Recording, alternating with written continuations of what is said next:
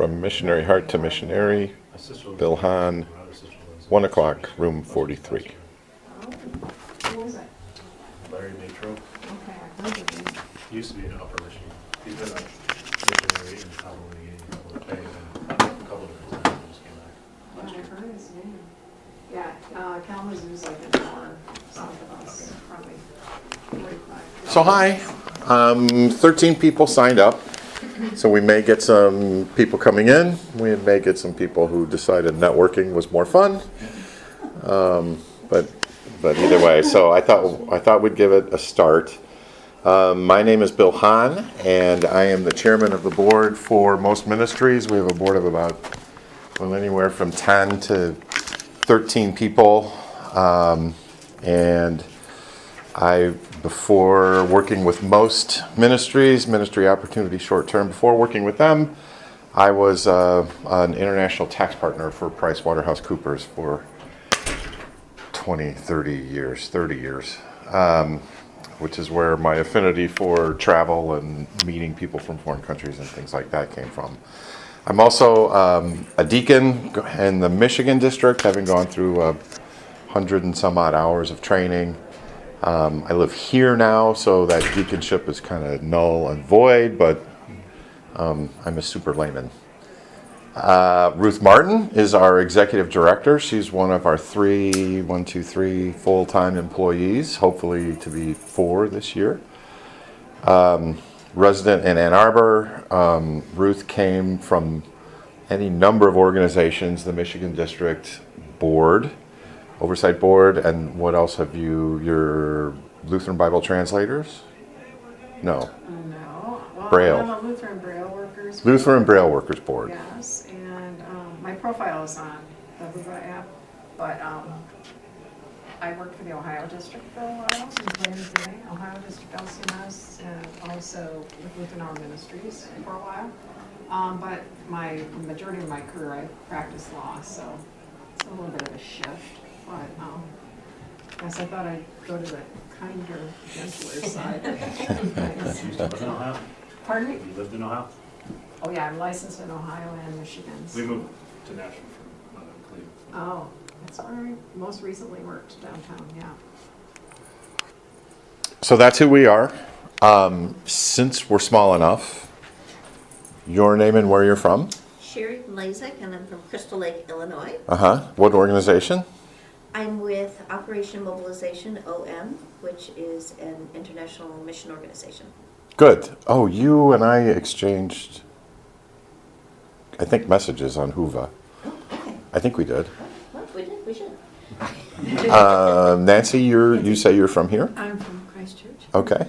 I grew up on the mission field, and that's my interest. Where at? Japan, Oh, wow. post-war. Okay. That's neat. Oof. And how long were you there? 13 years. Okay. All my schooling. Oh, my. Okay. And you want to go out again? I'm 75, so I just support missionaries. Okay. Yeah, it'd be hard to go, but We do that. We have people up to really age 80 and some have been I over bet 80, you as do. long as they're healthy, yeah, you know. yeah. Allie? My name is Allie Putmeyer. I'm from north of Detroit, and my husband's on the most board.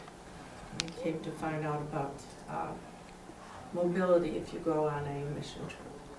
Okay. John Narens from Nashville, Tennessee. I'm just here with the church. Our Okay. Senior Lutheran Church. Okay. My wife's on small group ministry board or leader. Okay. Which is fun. Robin Eberl from Edmonton, Alberta, Canada. Way up there.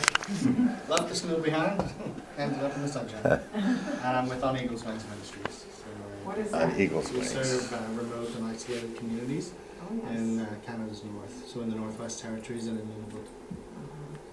Nice. Whenever I meet somebody from Canada, I just automatically start apologizing. So, Good for you. sorry. I also pronounced words incorrectly, like sorry. So thanks for doing that. So I sent out a little survey on the Hoover app, and the responses that we got were So the question was just 2 words to describe what a mission trip means to you. Serving God, sowing seeds, helping others, get it done. I like that. Serve, share, serve relations, holy ambition. And then there's a couple that I didn't understand. Not that I need to. Sometimes they didn't give you enough space to put stuff down. Listen well. What was the other one? Oh, who is served? Who served? So those were our responses. I asked Ruth the same question. I put it on the app. I know, but what did you say? Eating weird food. I mean, I would have never dreamed that I'd be in this job, right? I remember as a kid praying the Lord's Prayer, "Thy will be done." And when you're in Sunday school, you learn about mission work and missionaries, and I'm thinking, oh God, I don't want to do that, because you'd have to eat weird food, like insects and stuff. So anyway. So we're going to chat for 45 minutes or an hour. We have a few little videos, so you'll get to hear my voice, and then for a change of pace, we'll get to hear Ruth's voice, and then we'll have some videos as well, some of our pastors that are involved with the organization, some of our team members, and you'll get to hear what they do and why they do it, which I'm guessing you guys probably already know a little bit of. But so we'll do that, and then ask questions as we go, or save them till the end. Either one is fine. And let's open with a word of prayer, if that's okay. Heavenly Father, thank you first of all, thank you for your Son, Jesus Christ, through whose death and resurrection we are called your own. By your Spirit, you call us to you. By your Spirit, you call us to one another. So we thank you for all of these people who traveled so far. We thank you for the people at Christ Church for hosting us. Lord, guide Ruth's words and my words that we might supply some extra knowledge or extra curiosity or extra information to the people that are participating here today. Bless their hearts and bless their actions as we go through the weekend and beyond. In Jesus' name, amen. Well, this is our mission statement here, and we provide, obviously, short-term mission opportunities in the form of trips for individuals and congregations to help Lutheran pastors and missionaries expand the local church. And we work closely with the Office of International Missions, that is the LCMS Office of International Missions, and their missionaries. So several of them are hosts for our teams. And we work with other LCMS missionaries, but because before there was an Office of International Missions, it was something else, maybe world missions, but things got changed, and there are a lot of missionaries who are still, Lutheran missionaries that are still out in the mission field, international mission fields. And then we also work with international recognized service organizations of the LCMS who happen to be overseas. For example, Lead a Child. They're in various locations in Latin America, South America, and Central America, and the islands. And so we work with their directors in their regions. It's all about witness and bringing people in those communities to the church. We give an opportunity to the local church to come out with our mission teams during clinics and this and that, during our service projects, and we insist on them evangelizing and meeting the people who come through our clinics. So that's a way that they can put a face with who we are. We're not most ministries there. We are representatives of that local church. And so we're trying to help them grow and give awareness to them. So we have a lot of great relationships with national church bodies in other countries, in Kenya, in Tanzania, and all kinds of different countries. We've always served the national pastor if it's not a Lutheran missionary, and they're always Lutheran churches. So we really treasure those. And the other thing is our team members enjoy the fact that we have long-term relationships with our hosts, and it just makes it so much easier. And it's a way for our team members also to establish relationships with the hosts and the people in those local churches. So our mission here today, I guess today, but tomorrow and the next day, we really set this up as, gosh, there's a lot of places that aren't the size of CCL, of Christ Church Lutheran. In fact, 90% of the places are not the size of Christ Church Lutheran. So what do you do if you want to light a missionary fire on a mission-minded congregation, but you just don't have the gravitas, you just don't have the momentum to get it done, maybe you don't have the skill set to get it done, maybe you can't hire a particular, a DCE or a pastor of missions or whatever it is.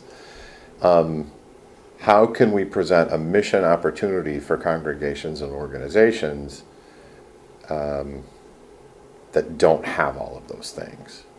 And so that's what we're here to talk about today is, hey, let's light a fire, and it doesn't matter if you're only worshiping 150 or if your school is only 75 kids or 150 kids.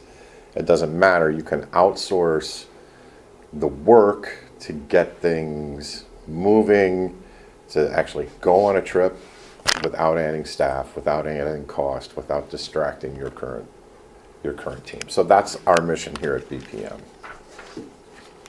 And to meet nice people like you. So, in terms of who we are,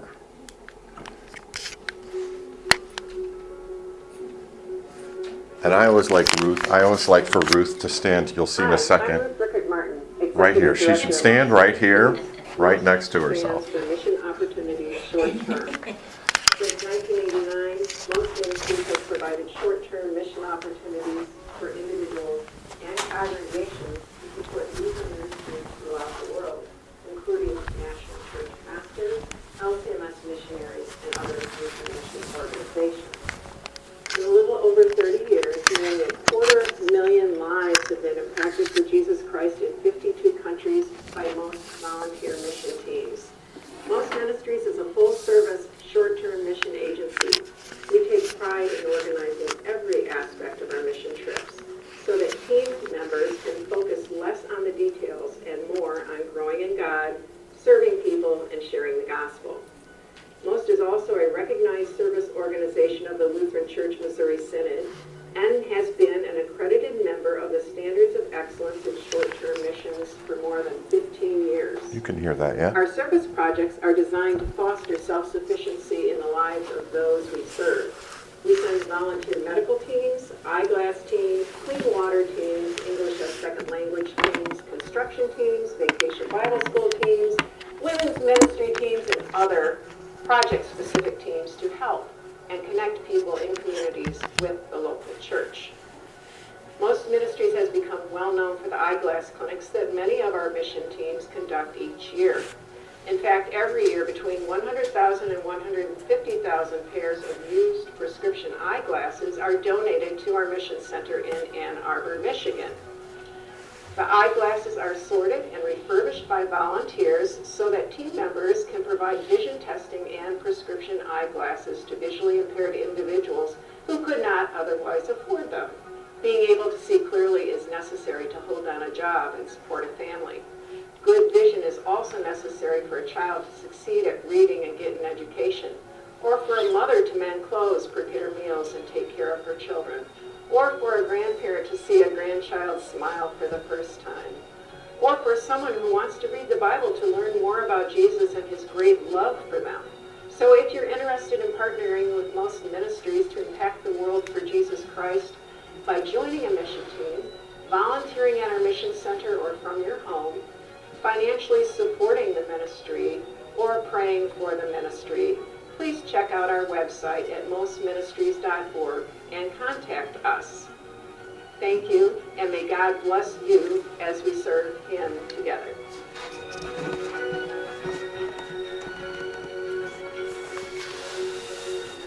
Did you guys catch the typo in that I just caught? Oh, good. Okay. Then never mind. Remember that. Okay. And Well, what I there's- want to know. Well, as you heard, we are a 501c3 nonprofit organization, and for Lutheran congregations, they'd be interested in knowing that we're a recognized service organization of the LCMS, and what that means is that we are in alignment as far as doctrine and theology is concerned, and it's a very important part of our experience. Not only do we serve Lutheran hosts, but we also have pre-field Bible studies and devotions every day, actually Twice, yeah. twice a day, in the Yeah. morning and at night. And so it's important to us that we're very Lutheran centric in what we do on the field and with our team members. All of our team leaders are Lutheran. So anyway, that is important to a lot of people, okay? And we have to be that way if we're an RSO. We have to, follow Lutheran doctrine, and they want to know, who's on our board and who's, leading teams and such, and who we're serving. As you heard, we are an accredited member of the Standards of Excellence, and that's an interdenominational third-party accreditation group. We've been that for, I think, 16 years. I had the privilege, I guess you could call it privilege last year of going through a 5-year audit to keep our certification, and it was a day-long thing, remote thing, and we had a panel of 5 other members who basically asked us all these questions, and we provided a notebook of all of our documents, our trip documents, our agreements, our history of the organization, things that policies or procedures we've changed since, and it's like this, is probably 500 or more pages. So it was a big ordeal, and I thought, wow. But it is important to know that we know what we're doing, and there's a lot of philosophy behind what is a good mission trip and what is not. And you may have heard of Toxic Charity or some of those other books. I know you're probably thinking about one of them, but I can't think of the name right now. But we really work on self-sufficiency and not just giving handouts, like so many other well-meaning Christians from North America have done in Haiti. And that country is, for better or worse, ruined because we haven't helped them towards self-sufficiency. We've just given them stuff, relief. And we don't want to do that. We were founded in 1989 by Don and Gail Sommerfeld. I should guess Gail should go first because she really is the impetus for most ministries. We didn't have a Lutheran or not an LCMS mission group or mission ministry or organization in our synod back then. And she had read about a Christian mission group going on a trip, and it was Baptist, and she decided, I'm going. She was really piqued her interest, and she got hooked, which a lot of people do when they go on one trip. They get hooked. And so they went to Haiti. This is back in 1989.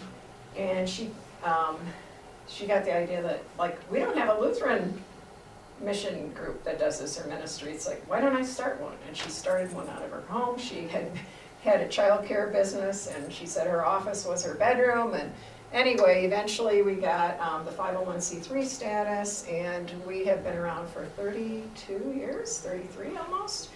And they are still on our board. They are emeritus board members. They live in Wheaton. Thank you. Someone just said Wheaton. That's where they live now. But they are dear people, and they love this ministry. And it's just, you'll hear more about it as we go on, but it's pretty impressive what one child care worker and mother of 4 could do. So now, what we do, as you heard on my little video, it said we're a full-service mission agency, and we are. We make the airline reservations. First of all, we assign a team leader to every group, every team that goes out. And our team leaders are trained. It's a 2-year training process, so it's very intense. We have assigned team leaders. We make the airline reservations. We make the lodging reservations. We arrange for food, all the meals to be provided. We arrange for translators to be with the team the entire time, the ground transportation. We provide medical insurance, evacuation insurance, liability insurance. Oh gosh, we have As I said, we have devotions and different reading materials to get people prepared in advance of, prepare their hearts in advance of their trip.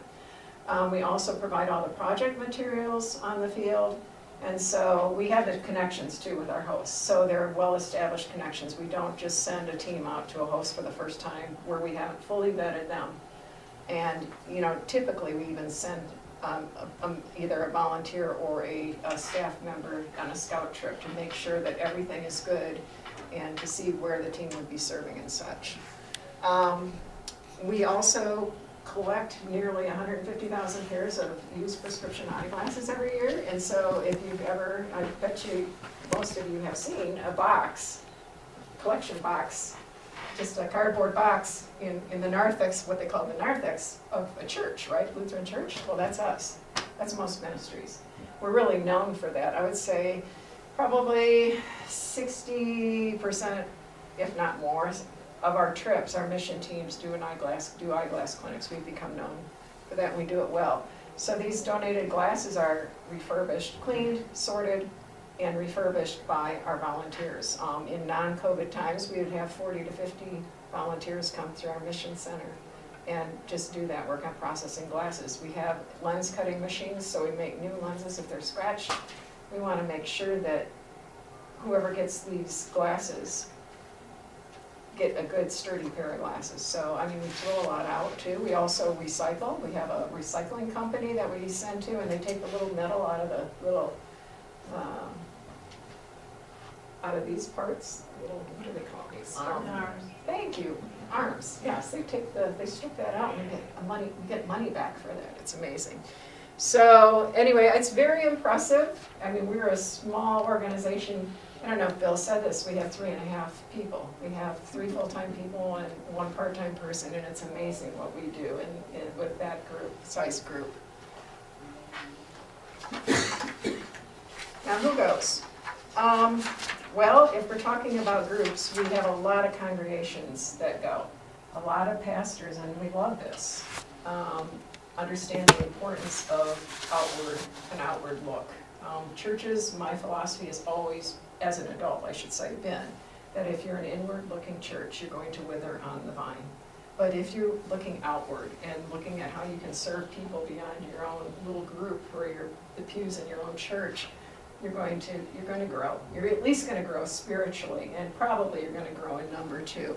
So that's we really encourage churches to think about this. We have LWML groups that go.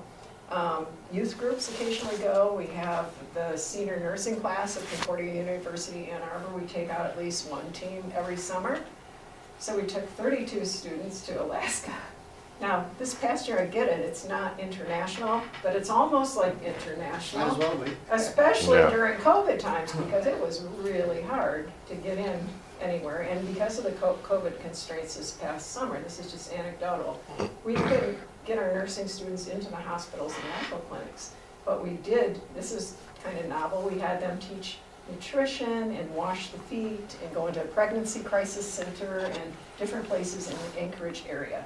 So they really served the homeless. And now we have two of the students that went up to that experience now want to do public health. They're graduated and they want to go into be a public health nurse. So I think that was really, really cool. So I think it's also worth pointing out, you know, we are an RSO of the Lutheran Church Missouri Synod, but that doesn't mean team members are all LCMS. They're not. And in fact, we even have non-Christians going, some even notably going, especially with the nursing students. Sometimes they're Muslim, sometimes they're wearing a hijab. And if our host missionary says, okay, that's fine, then they come, as long as they agree, you know, that they understand this is a Christian mission trip. Those people are welcome too. Non-Christians are welcome. Congregation-specific teams we talked about, but at the outset I mentioned, you know, not everybody has 500 people of which they can draw 10 people to go on a mission trip. So we will also combine congregations. So you might have 3 from one congregation, 4 from another, and 5 from another. And they'll all be on the same team. And we'll talk at the very end about how that happens. But if your organization doesn't have 9 to 11 people, it's not a problem. You can still go, you can still participate. Can I say something anecdotally? I mean, we believe it's a good witness for non-Christians to go if they know. Full disclosure, this is a Christian-based organization, and we do devotions twice a day, and this is, you don't have to participate, but we expect you to be with the group and just respectfully listen, and it's always worked. It's always worked.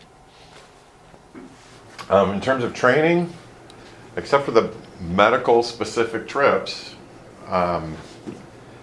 we provide all the training. You can have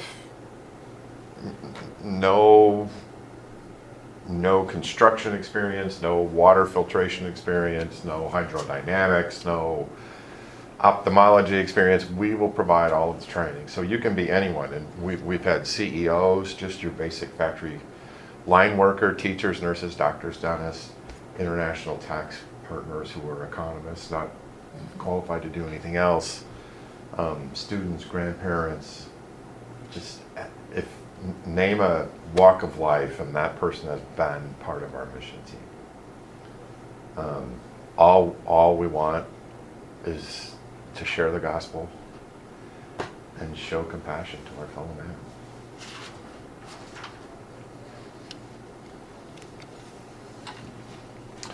So we talked a little bit about the who. We want to get to the what, when, where, why, and how. All good journalism questions. Try not to editorialize on journalism. So, when? Our trips are generally early spring, summer, and late fall. The primary reason for that is every year there's a significant amount of communication with missionaries and missionary organizations out in the different countries. So while they're putting together their calendars, we're asking them, do you want us to be part of your calendar? And they go, no. Wait, yes. Yes, we do. When? March. Nope. April. So it takes a while to get all of these things on the calendar. And so the trips tend to happen early spring, summer, and fall. And then the rest of the time, people are looking at their own budgets and their own calendars and when they're going to come home and do fundraising and all the things that Lutheran missionaries do. Trips are generally 7 to 14 days, depending on where they are. If you're going to Mexico, it's a quick jaunt.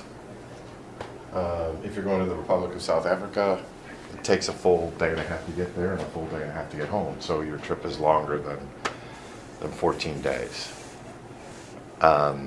We go right now mostly to Latin America, Mexico, Republic of South Africa, Tanzania, India, Thailand. We have in the past gone to China, Venezuela. Venezuela's dangerous. China's started to enforce their proselytizing laws more vigorously, so we don't go there anymore.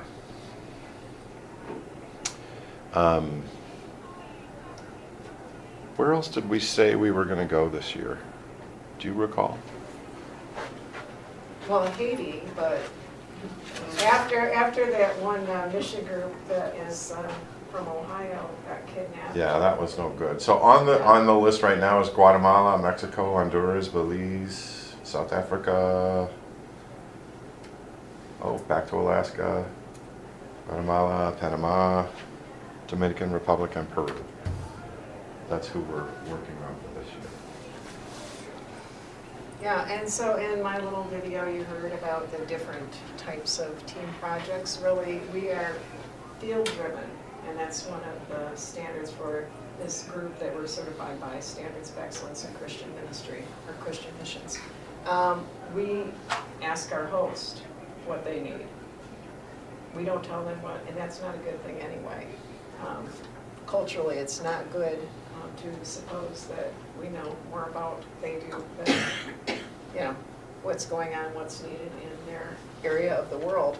And so these are the most common, I would say, requests that we have, but we've done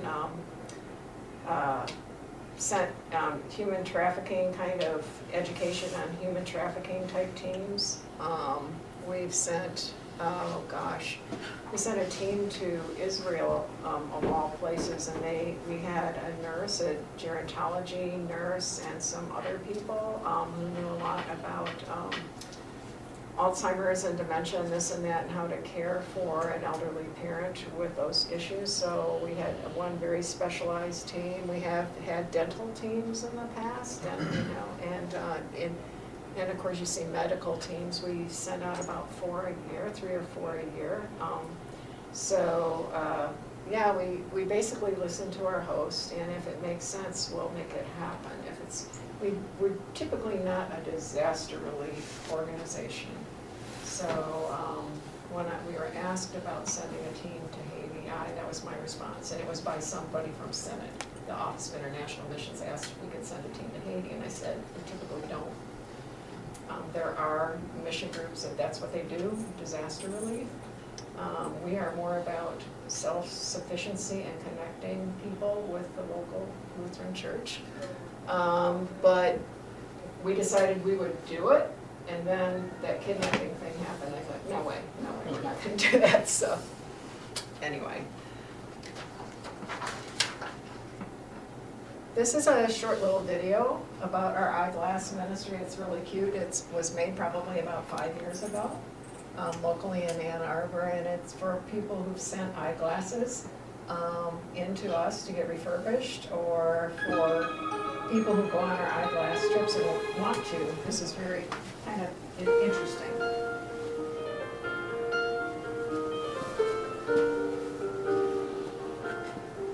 By the way, that's a month's salary in most of the countries you go to. It's 5 to 8 months of salary to get an appointment and or glasses. People don't have that kind of money in those countries.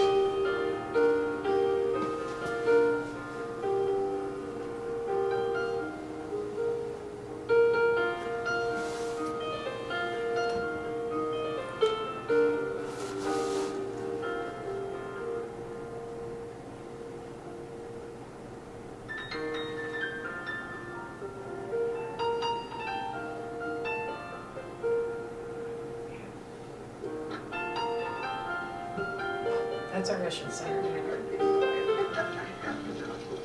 Volunteers. Mostly are retired.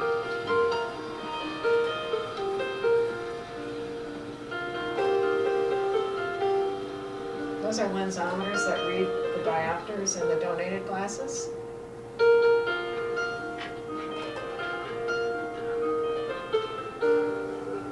People like to come. It's very social. They clean and sort glasses in our big conference room. This is our supply room. We always have about 30,000 processed pairs ready to go out into the mission field at any time.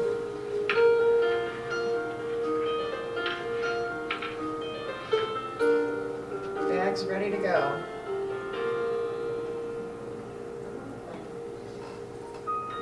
What's that? On the plane. Oh, they're on the plane, On the yeah. plane. Yeah, we take them with us. Our teams take them with us, with them. That helps keep costs down. Yeah. We could ship them, but that's really expensive, so everybody gets an extra suitcase.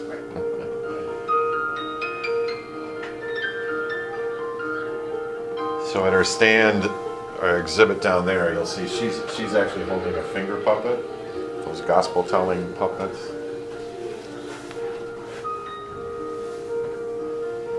These are eye charts to do the vision clinics.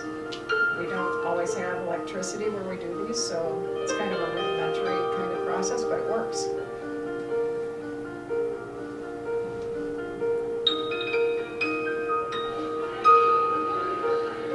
So instead of letters, our charts are hands that face a different direction, so that the little kids and the people who can't read in a lot of these countries, they don't have to read A, E, X, I, B. We say, show me this hand, show me that hand.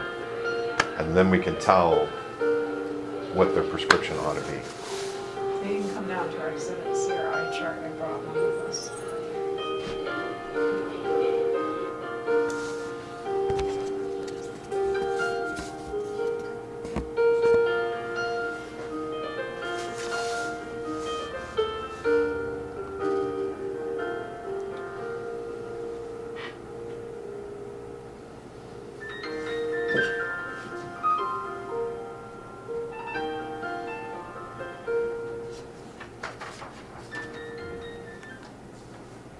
first of all, could you see that clearly, or should we be turning the lights off? It's Okay, okay. okay, great. All right, so this just shows some impact. This is pretty up to date. 6,287 team members since, in the last 32 years, we've sent 535 teams, gone to 52 different countries to serve. And we'd have over 250,000 if it weren't for COVID that we actually impacted. So people that have actually been physically served by our teams in the 32 years that we've been in existence.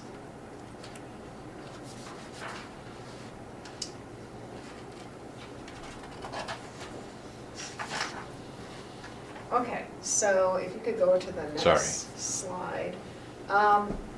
This is really important, and I think a lot of people tend to think about what has happened with our youth in our congregations. I mean, how do we get people more engaged?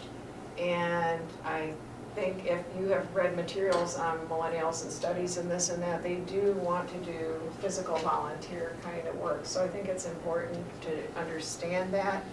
But there are long-term positive effects on anybody who goes on a short-term mission team. And in the context of children, or I should say teenagers and this and that, it's even more profound. But as you can see, there's a better appreciation for how much God has blessed them. When you come home from one of these mission trips and you go into a regular grocery store and you're going, oh my gosh, this is crazy. There are 100 different types of cereal. And over there you go into a very modest grocery store and there might be 3 or 4, right? A change in priorities, of course that will lead to greater spiritual growth. A desire to make a meaningful difference in the lives of others, and there's no doubt that that's what happens when you actually serve on a mission trip, especially at most ministries, mission trip that's very deliberately planned to, impact people, significantly impact people. An increased willingness to support Christian missions and ministries. Of course, pastors love to hear that, but I do believe it's true that once you've experienced that, you just want to support things that have make a spiritual impact. Now, this is of importance, I would say, especially to younger people and to us older people who want a younger generation of pastors. We want more pastors, we need more pastors for the future. Thoughts of becoming a full-time missionary pastor or church worker, and we do have testimonials of people who are now pastors or DCEs or Lutheran school teachers who've said, or missionaries, full-time missionaries who said they got the bug when they went on a most mission trip. So, it does impact the team members almost as much as it impacts the people who we serve.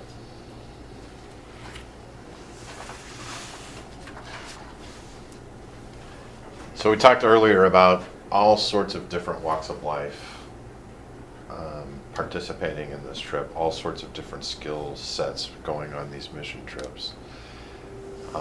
This is a really good little video on the diversity of who we are and who goes on these trips and what happens to them.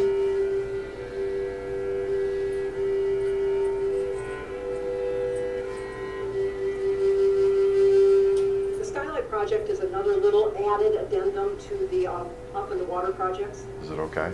And they are simple, plastic, waffly panels that you can buy at a box store. Down there, they buy them at whatever they call a box store down there.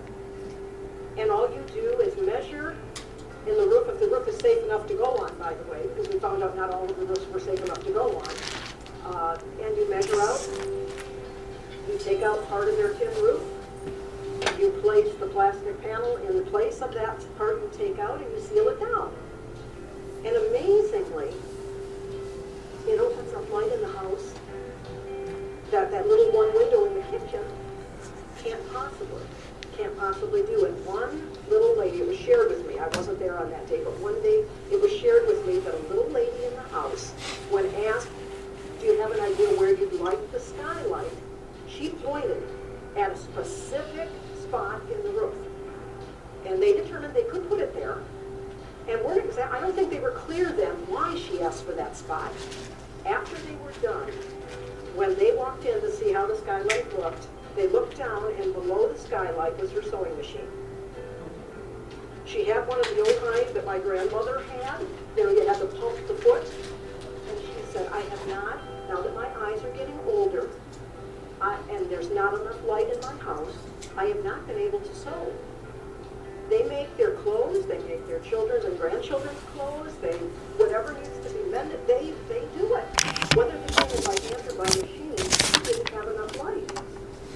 And when they dropped one inexpensive Skylight into her home over her sewing machine, her face lit up, and she said, now I'll be able to sew again. Well, he came earlier in the day, this gentleman came to us, and he happened to need a prescription of like 2.75. And we got his glasses all adjusted and he left. And later on he came back and one of the interpreters came with him and said, this gentleman you had earlier, do you by chance have his prescription? I said, yes, we can find it. He said, well, he went home and he showed his mom his glasses that he had gotten. And she put them on and she was able to read her Bible. So he came back and he had this money clutched in his hand.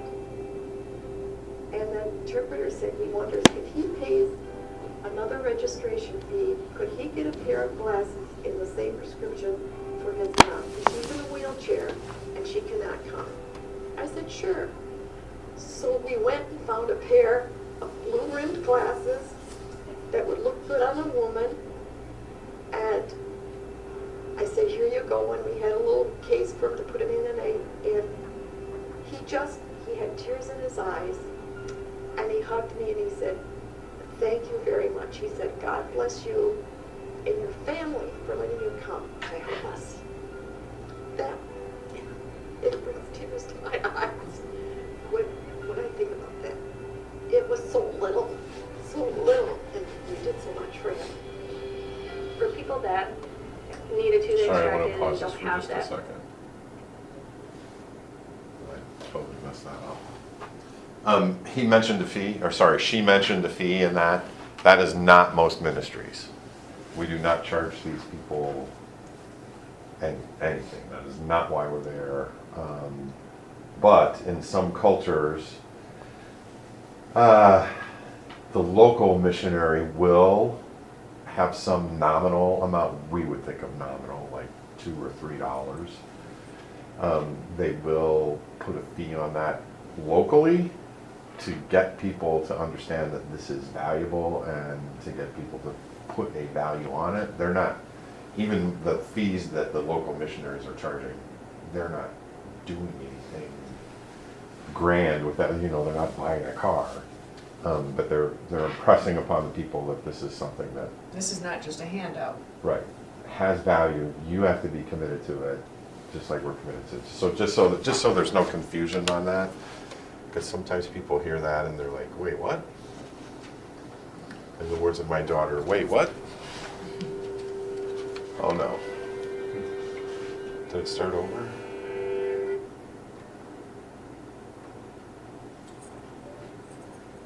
And he happened to need, in one of the prescription, I said, yes, we can find it. And he showed his mom his glasses that he had gotten. This is good. I think you're okay now. No. I wanted to get to the power of prayer.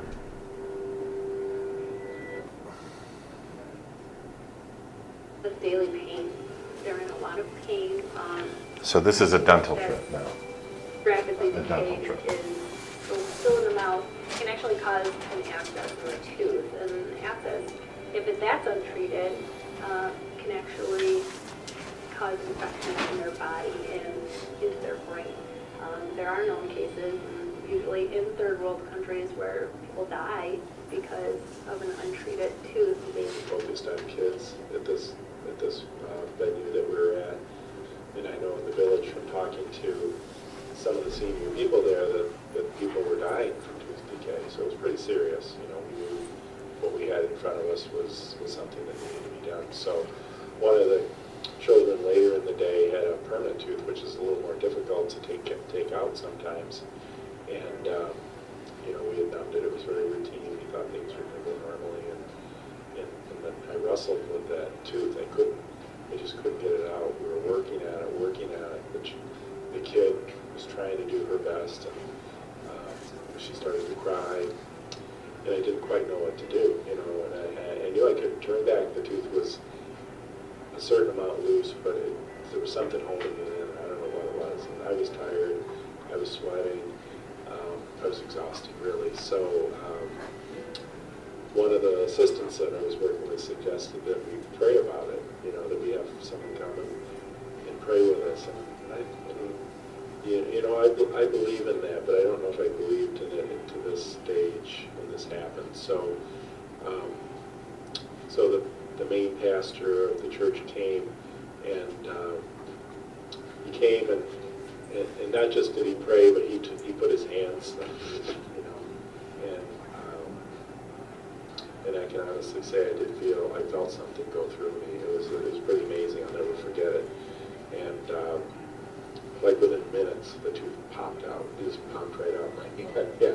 So I mean, you gotta believe. You can't not believe something like that. It's just incredible. And those kind of experiences, we go on mission trips to help, but we get our soul gets helped as much, if not more. That was Dr. Kellogg. He's actually of the Kellogg cereal family. Yeah, he's in Hahn, Michigan. So those were some of our lay team leaders, and now we have a couple of pastors. I'd probably say that more informally than I should. He's on our board, and then the current head of the first president of the Michigan district will follow him. Hi, I'm Pastor Joel Sorrell, the pastor at St. John's Lutheran Church in Avery, Michigan. About it. I'm so blessed to be most board member. The last several years, I've had the opportunity to have members of my congregation go with me on most mission short-term trips. We've gone to Nicaragua, La Jolla, Nicaragua, 3 different years, and then to La Paz, Honduras also. And I just want to give a shout out to pastors. I'd really encourage you to prayerfully talk with your congregation about doing a most mission trip with members of your congregation. I've had other members from other churches go with us. That's wonderful. But it's also really special to go on a trip like this with your own members, because they'll see you in a different light. That's a good thing. And you're going to see them in a different light too. You're used to seeing them on Sunday morning all cleaned up, and throughout the week when maybe they're on their best behavior. But to go on a mission trip with them, you get to learn so much more about them as the body of Christ. As I said, they're going to learn more about you. And you get to together experience another portion of the body of Christ in a whole different portion of the world, like Nicaragua or Honduras or wherever you might go. So pastors, give it a thought. Give it a prayerful thought. Have some conversation with your congregation members about trying a most short-term mission trip. You will love it. You won't regret it. Jesus will be thrilled. Blessings. Hi, I'm Pastor David Meyer, and I'm privileged to serve as the president of the Michigan District of the Lutheran Church, Missouri Synod. He's walking around I am out here grateful to the somewhere. Lord for this opportunity to thank Him publicly and on this video message for most ministries. God has been so good to you all. I think back to its beginning. It started with Gail Sommerfeld, all of its subsequent leaders and workers, and now with Ruth Martin, who I was privileged to serve on the Michigan District Board of Directors. Most ministries changed members of my congregation in Lansing, Michigan. When they had the opportunity to be a part of various mission trips, on their return, they brought a zeal and exuberance for the Lord, for mission work, and for the gospel message. In this position as president of the Michigan District, I have met numerous people and been in many congregations that would give the same type of story, that how members of their congregation would engage with most ministries on their short-term mission trips, come back and have to give a report to the congregation. It was not just the report that people talked about, it was the people giving the report and how they had changed and how their excitement and exuberance in the Holy Spirit was a salt and was a leaven within the congregation that helped preserve gospel ministry and indeed helped it to continue to spread.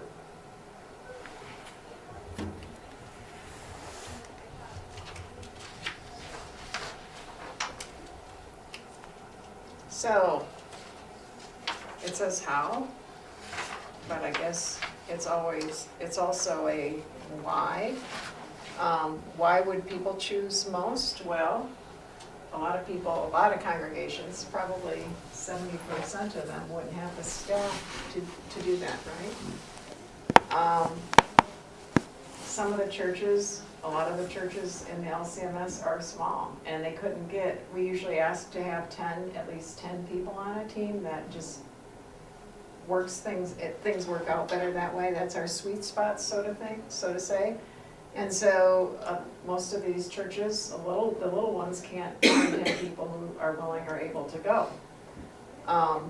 Most churches don't know where to go unless you've been a professional missionary yourself, or you know someone who is. It's like, okay, we want to go on a mission trip. Now where? Well, who do we contact? How do we know that that's a legitimate contact? I mean, we're approached by people who call themselves pastors from third world countries or undeveloped countries or underdeveloped countries, however you want to call them.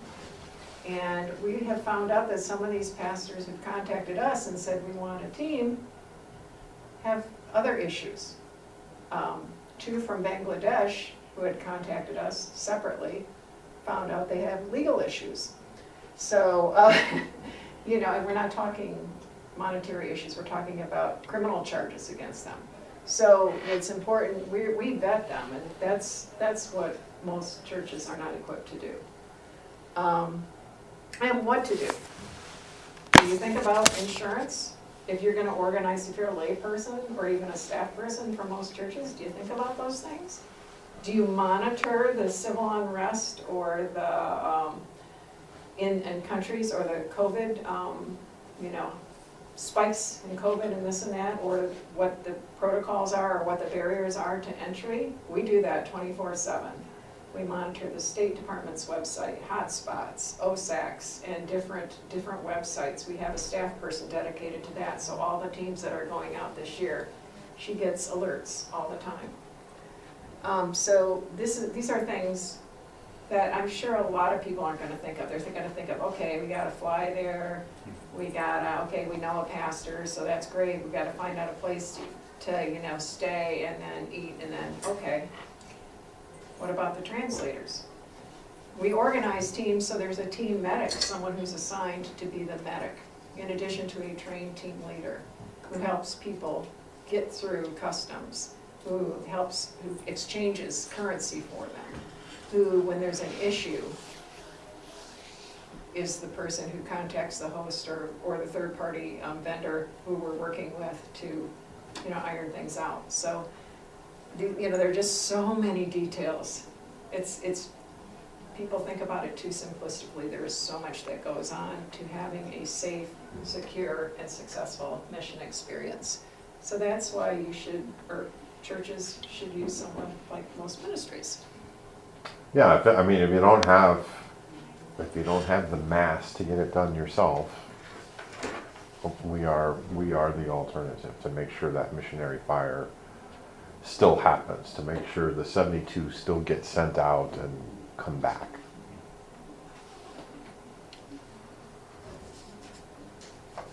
I love this slide. Oh, As a former tax guy, I love this slide. So, people who go on mission teams, they're allowed to deduct this on their income tax returns. That's pretty sweet. Hopefully that will keep going. But that is, the federal government considers it a donation, a charitable donation. So if anyone thinks, well, my budget's too tight, but they tithe anyway, okay, well, maybe part of my tithe can go towards a most ministries trip. So, who, what, when, where, why, how, encourage members of the congregation. Just start with praying, honestly. included in a prayer, in a congregational prayer once or twice, or in the school prayer once or twice, and just kind of see what happens. You saw the eyeglass collection box we had in the video. Ours is in the church office here. Ours is in the church office. No, that's okay. You were staring intently. I was looking at the Yes. children. Sometimes it's in the narthex, back in Northville, right? It's in the narthex. And people just drop it in, but drop it in a high visible place. We go through, in a typical eyeglass clinic week, we can go through about 1,000 pairs of glasses. Sometimes more than that if they need both far and near. So we take an enormous number of glasses with us, and that needs to get replenished. Pray, pray, pray. It always starts with prayer for us, the team members, team leaders, and the people that we're supporting. I'm going to walk through how to find out where we're going in case somebody wants to go from your church. We've got a whole bunch of these short vignettes that we're happy to share with you, that you can share with your congregation. And then myself or Ruth would be happy to Zoom the congregation, show up in person, or the organization. Sometimes it's a school, sometimes it's a college, sometimes it's whoever. But we'd love to talk about the benefits of mission work locally. So first thing we need to do here, you have your little phones. Go to mostministries.org. Mostministries.org. You know, like Instagram or Facebook? We are on Facebook. We are on what else are we on? Twitter, Instagram. I think we're on Instagram. Trust me, if I'm saying I think, that means I'm not responsible for it, so I'm not doing it. I'm not responsible for our social media presence. Not hip enough. And I don't know if you have Wi-Fi in there, You are. You're on Instagram. Okay, cool. but there's probably on the Hooba app a link to, there is. Yeah, oh yeah. Ministries, So mostministries.org, you come to our homepage. Where you need to go is 1, 2, 3 tabs from the left. There's something called Team Info. And we're looking for the drop-down team schedule. And I was going to do this live, so I can if you want. We can do this live. Team schedule then will get you to this page, our team management system. And if you scroll down this page, the team management system, you will see, click the image below for the 2022 team schedule.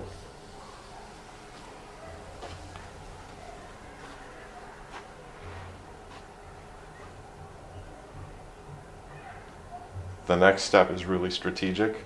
You have to click on the image. for whichever team you're interested in reading about. So that'll bring you to all of the different teams that are available. Since we put up this particular presentation, I think we had eight teams on the website. I think we're going to have a couple more that I read through earlier on the website, but you can see what's available as of right now. On that website, you click on that, you can even go through the sign-up process if you want to.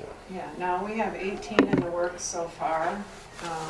Like I said, we have a small staff, so it takes a while to get hosts and to contact you back. And the small staff, by the way, is not an excuse. The small staff is on purpose to keep administrative overhead right as low as possible so that team members can go as low as possible for us. Yeah, but I'm just saying it's time consuming to really take care of all the arrangements. So we have 18 teams right now that we're looking at, 18 mission trips that we're going to have on the schedule, probably within the next month.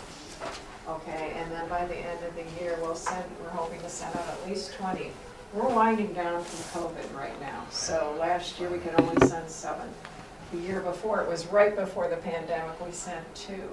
In a typical year, we send at least 25. So we're winding back up, and there is a demand. We have several congregations, at least a dozen, that have asked us that they're going to send teams through us this year. And then when you click on any particular team member, this will come up. It'll tell you the kind of ministry trip, what the dates are, where it's going. In this case was Belize. Ministry site. It'll show my lovely, fantastic wife helping some people with eyeglasses. Actually, only the Belize one will show that. And then it will get you into really detailed stuff. Your name, $100 deposit, where you're from, who you want to be a part of, your pastor's recommendation. A lot of different detail. I have to go, but do you allow children on the trips? Yeah, we do. I mean, they have to be accompanied by like a parent or a grandparent or aunt or uncle. Any minimum age? It's generally around 12 or 13. In Lutheran terms, maybe post-confirmation age. It depends. If both a mom and a dad go and the kids are pretty mature, if they're like 6th grade or whatever, yeah, they could go. But Nancy, I was going to also tell you before, you say, well, I'm too old to go anymore, but you are interested in missions. And what I would say to you is you could be an advocate for sending out a mission team through most ministries at your own congregation, which is here, right? Right. So, and you could be what we call our church liaison.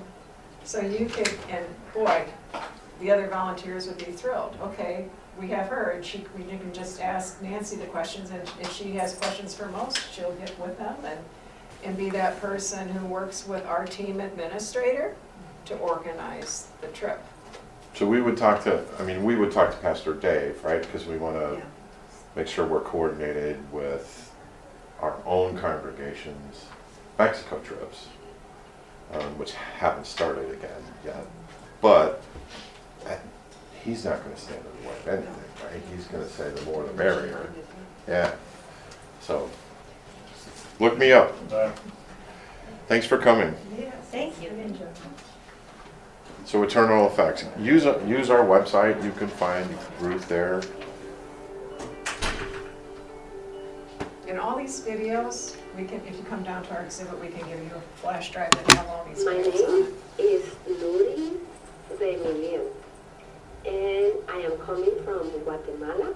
I worked as the Latin American director for Lead a Child. Most of the places where we serve are in communities where the Lutheran Church has a mission or a church or a school, but they are communities surrounded by poor people or extremely poor people. Poor people or extremely poor people. Those are your two choices. To our people in Guatemala, that is the mission team plan. But God has much, much bigger plans, because the lives of our people in Guatemala, they are touched very deeply, but also the lives of the team members. It was a water project. We were divided in different groups, sharing with every family about the health and hygiene of having good water to drink. Together with that, we were sharing about the waters of baptism. And the families were listening to us, and several of them said, we are going to ask Pastor to baptize our children. And that was beautiful to hear. But when we finished the mission, we went back to the capital. While we were going on the bus, one team member asked the pastor to please baptize him, because he So there was has an been unbaptized listening person on the over trip. the week about the power of the baptism and how important it is for our life. He was desperate to be baptized. That boy was baptized by the pastor England House. That's her kitchen, hers. I was there in November.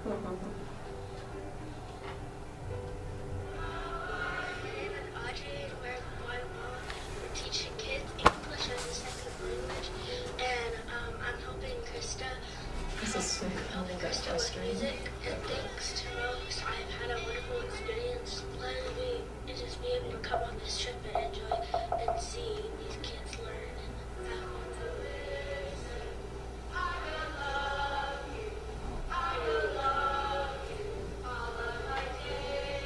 My name is Krista Melker. This is my first overseas missions trip.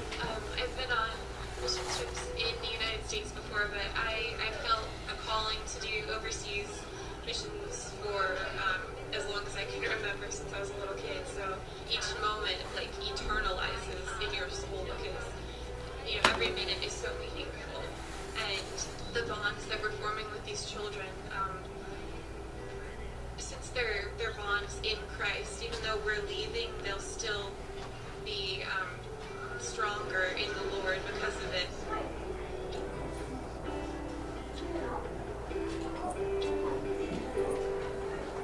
The trip we were on was to Tanzania. It's in Africa. It's on the east coast of Africa, along the Indian Ocean. We were there to do eyeglass clinics and evangelism. We were blessed to be able to travel to at least 4 villages that were within 5 to 10 miles of the satellite church. Turn it on. Yeah, I guess click it again. Dang. Is it all the way up on your computer? Yeah. What happened? Every morning, we were awakened by a call of prayer. Do you plug the green cord in? Broadcast over. There's one in this classroom. That's the building that you said there wasn't. Okay. I'm sorry. That's all right.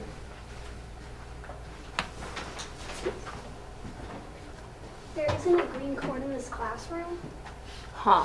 so there isn't like an audio thing to plug into it. I'm sorry. That's I okay. think it'll work. I think we were Okay. good. No idea how to get it back now. Sorry. All right, so there were some very moving testimonies. They were good. The ones we saw were good. I think you get the idea. I do want to. I want to stress: go to the website, or call Ruth, or call me, and we'd love to talk to you more about whatever specific questions you might have. And like I said, we have flash drives.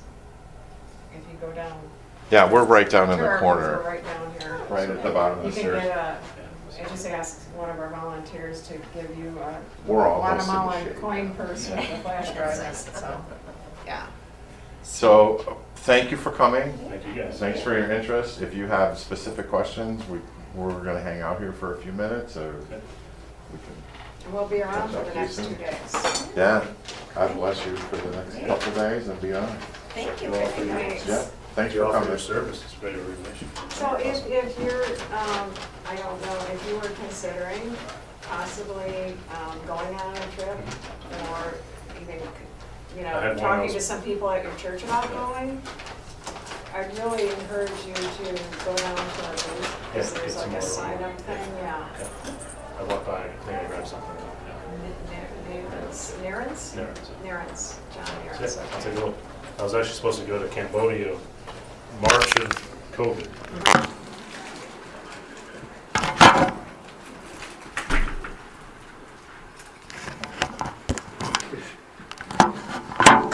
Are you ready? Ready. Okay. Well, good afternoon, folks. Thanks for coming and being a part of our session this afternoon. I am not Alicia. My name is Dennis Lang, and I'm currently a professor with Southwest Minnesota State University out of Marshall, Minnesota. I live in Brainerd, Minnesota. We had a balmy high of 3 degrees today. My wife and me, so, when I left Monday, it was minus 27. So I am very glad to be here for many reasons. Unfortunately, Alicia, our colleague, was not able to be here with us for this presentation today.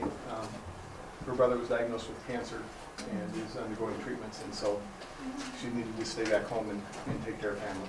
So I'm going to do my best to pinch hit for her and still share calming the storm. But I do have my other colleague here with me. Lainey, would you want to introduce yourself, please? My name is Lainey Samberg. I now live in Brainerd, Minnesota. I used to live in Aiken, which is 30 minutes east of Brainerd, but I met Denny through my master's program, and that's how Alicia and I started calming the storm, regulating behavior. Yes, my son called me at 6:30 this morning and said, "Mom, it's -9. I think I get to go outside today." Because the rule is if it's 10 below or colder, you don't get to go outside for recess. So he was hoping it was going to get warmer, and it did. So I think he gets to go outside for recess today. And I met Denny. He was my professor through Southwest State. And yes, Alicia and I have been presenting for some time here. So yes, he's going to pinch it. He'll do great. We'll make it work. He asked me if I wanted to hold the clicker. I said, nope, that wasn't my job. That's yours. All right. So this afternoon, we're just going to try to give you an overview about this new curriculum and how it's been implemented, how it's going to be used, and hopefully there's some strategies or some things that will get you thinking about how can you apply this to your world. Just a quick show of hands, how many of you are preschool or lower elementary folks? Middle school? High school? Adult? Just curious? All right. The one thing that we like about this curriculum is that it has enough flexibility that we can cover. It does say K-12 on most of our materials, but we also find that it has great flexibility in working with even with the preschoolers. We can develop enough commonality in our language that we can teach them about how to recognize their own emotions. So this is really a social emotional skills curriculum that came about. So Lainey and Alicia were both special education instructors, and so that's where the premise of this all started. Lainey, maybe just a little bit about the research or why you were interested in this particular topic. Well, Alicia's the elementary special ed teacher, and I was the middle school, high school special ed teacher, and now I work for the transition, so I work with 18 to 21-year-olds in special education. It all started when Denny said you have to come up with a project, and then you have to talk for 45 minutes in front of people, and you can have a partner. So then we realized, oh, we want a partner, because we weren't ready to talk for 45 minutes in front of anybody, and that's long past now. But when we started talking about some major things that we see every day, we both were usually the person that was called for major behaviors, or the students were sent to us because of major behaviors. Not necessarily the administration. It was because we had EBD background. That's where it kind of fell.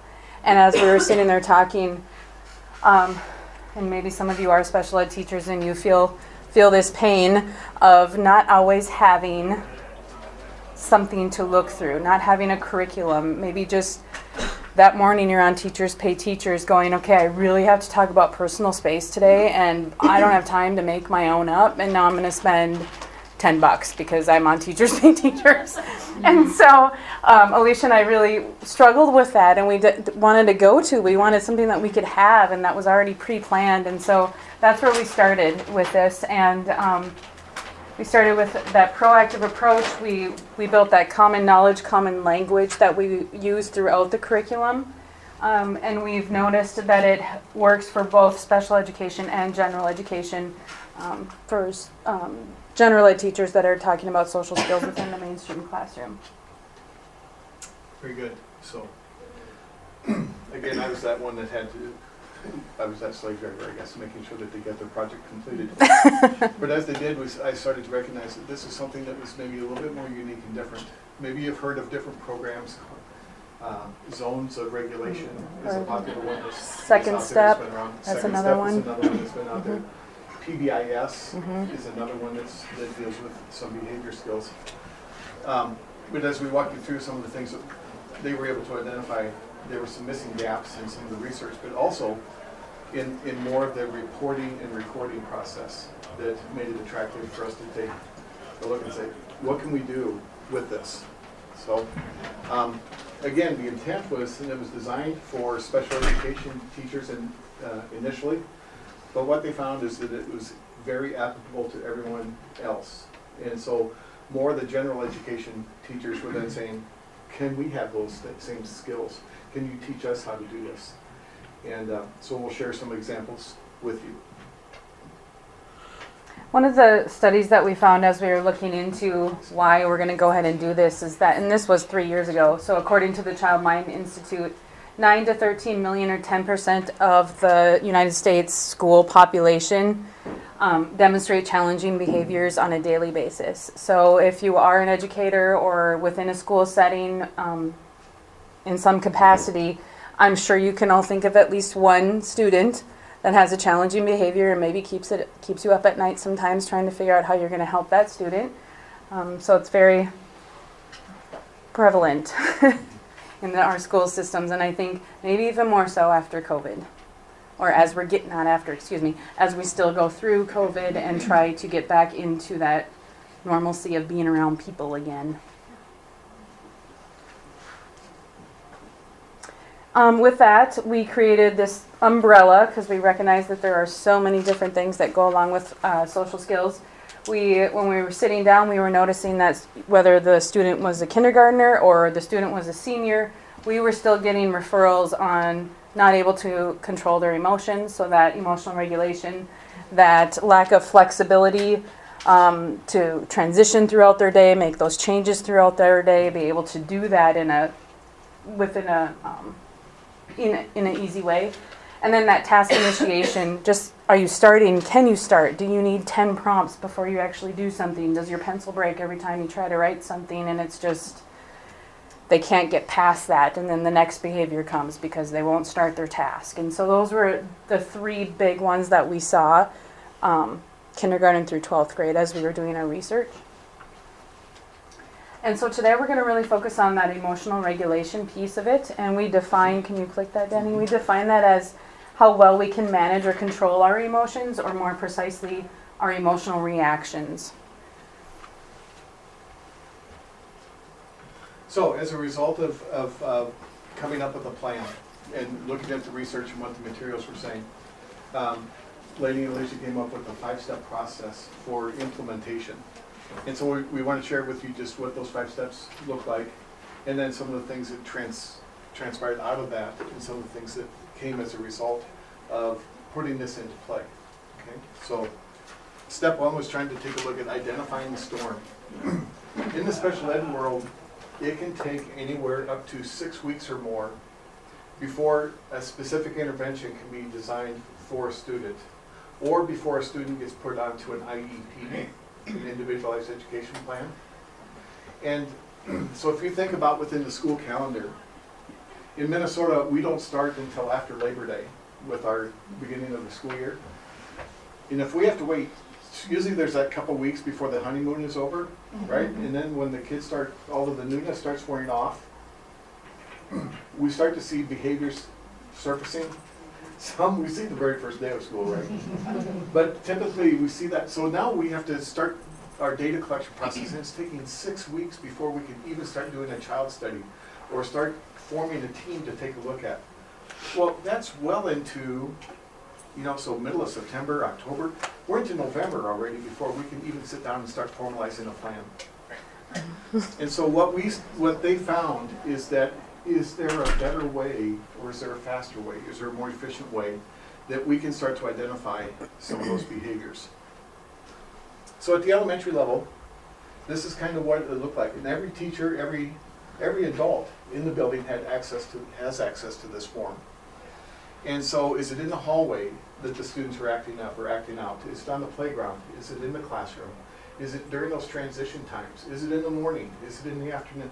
What were the times and what were the patterns that were starting to evolve where we're starting to see those behaviors escalate, or when we saw them more frequently? And so this was just a simple documentation form, and it's now also been converted to an electronic format, because teachers don't need to be sitting out filling out forms and worrying about that. We want the behaviors identified, but we want it done efficiently and quickly so that we can start doing things a little bit differently. So again, this is just a one form of many, but this is what they came up with that felt that they covered. And again, looking at those three key areas, that flexibility, that task initiation, that emotional regulation, those were kind of the big three that kept coming up over and over and over. And that's where they were spending the vast majority of their time in dealing with those student referrals. Okay? At the middle school, high school level, It's very similar. And so how I run this is I have a behavior intervention room. That's what the room was called.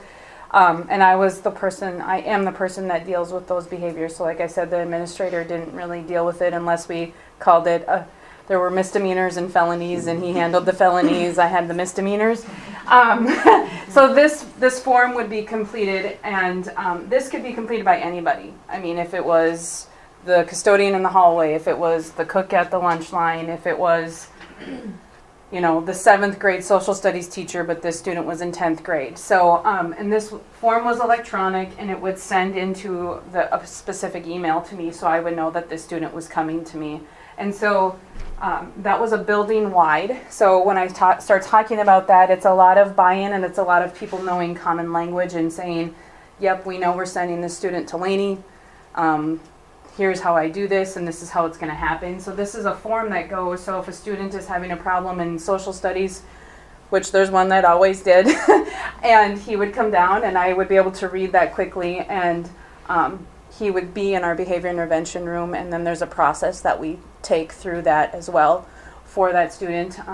But again, like Denny mentioned, this is just good tracking, so I'm sure there's a student that you feel like probably needs more help in the school, but you just don't have the data yet, or you're just not sure where to go with it. This is one of those ways to track it. And so if you go to, and again, I'm only from Minnesota, so we have RTI or MTSS, if any of those acronyms make any sense. So it's a committee within your school that discusses students of concern, really, and which way to go with that. These sheets help with that data tracking and helping to acknowledge where they may need more assistance. sometimes you might be on an island by yourself. Yep. Right? Or how are you going to communicate and share this information with others that need to be involved with the decision making or with the discipline referrals? Who is that team, or who is going to be there to assist you in that process? How do you communicate with parents effectively? So sometimes as you start looking for this pattern over time, you can start to formulate some of that data and say, here's what we're seeing, here's what we're recognizing. And so having the paper trail is very important because it establishes what are some of those things that may be getting in the way of behavior or performance. So as a result then of this data collection process, they were able to shorten that time period from about 6 weeks down to about 2 to 3 weeks. Is that correct, Lady? Right. Like, especially when a student has behaviors, you don't want that behavior to go on 6 weeks. If it's there in 3 weeks, it's going to be there in 6 weeks and probably worse. So that was kind of my sell to when I went to the MTSS team. Like, you really want to do this for 6 weeks? Like, are we ever in school for 6 weeks consecutively? No, there's always something. So I kind of sold it to them that 3 weeks is good enough and we need to intervene now. And that's kind of how they operate now. Sooner the better. But go ahead, if you want to talk about the processing form, Denny? Yeah, so this is what Alicia does with the little ones. Okay, so again, the building that she's in is K4, kindergarten through 4th grade. And also then as those preschool students are coming into the early childhood programs and coming out of those and transitioning into the building that she's in, many times the students don't have the vocabulary to be able to write, but they can still tell their story.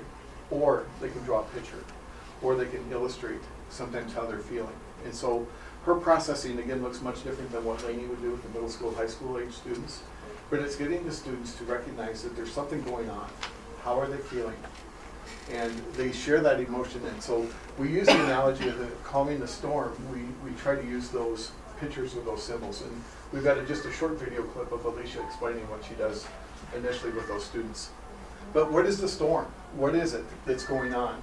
And so the students are either going to draw or write or verbalize what is happening. What do they feel happening? And then we start working on the process of, once that storm is recognized, how are we going to deal with it? How are we going to process through that storm?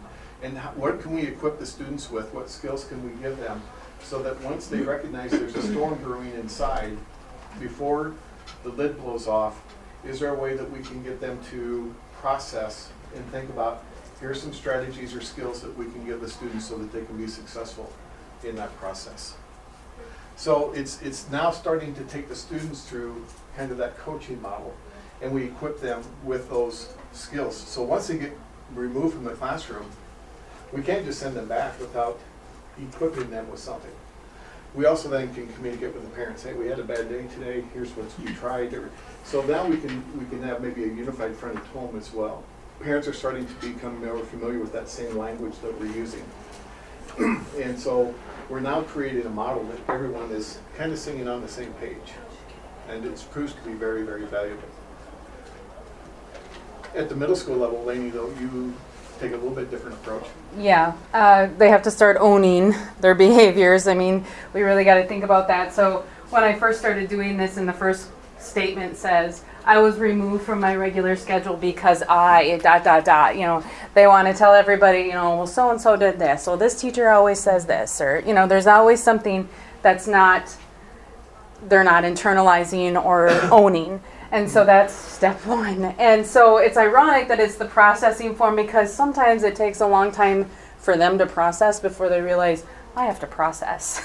So they could be sitting in the behavior intervention room for a long period of time, and that's okay. Because if they are in that big of a storm, if there is that much going on, they're not going to learn anything anyways.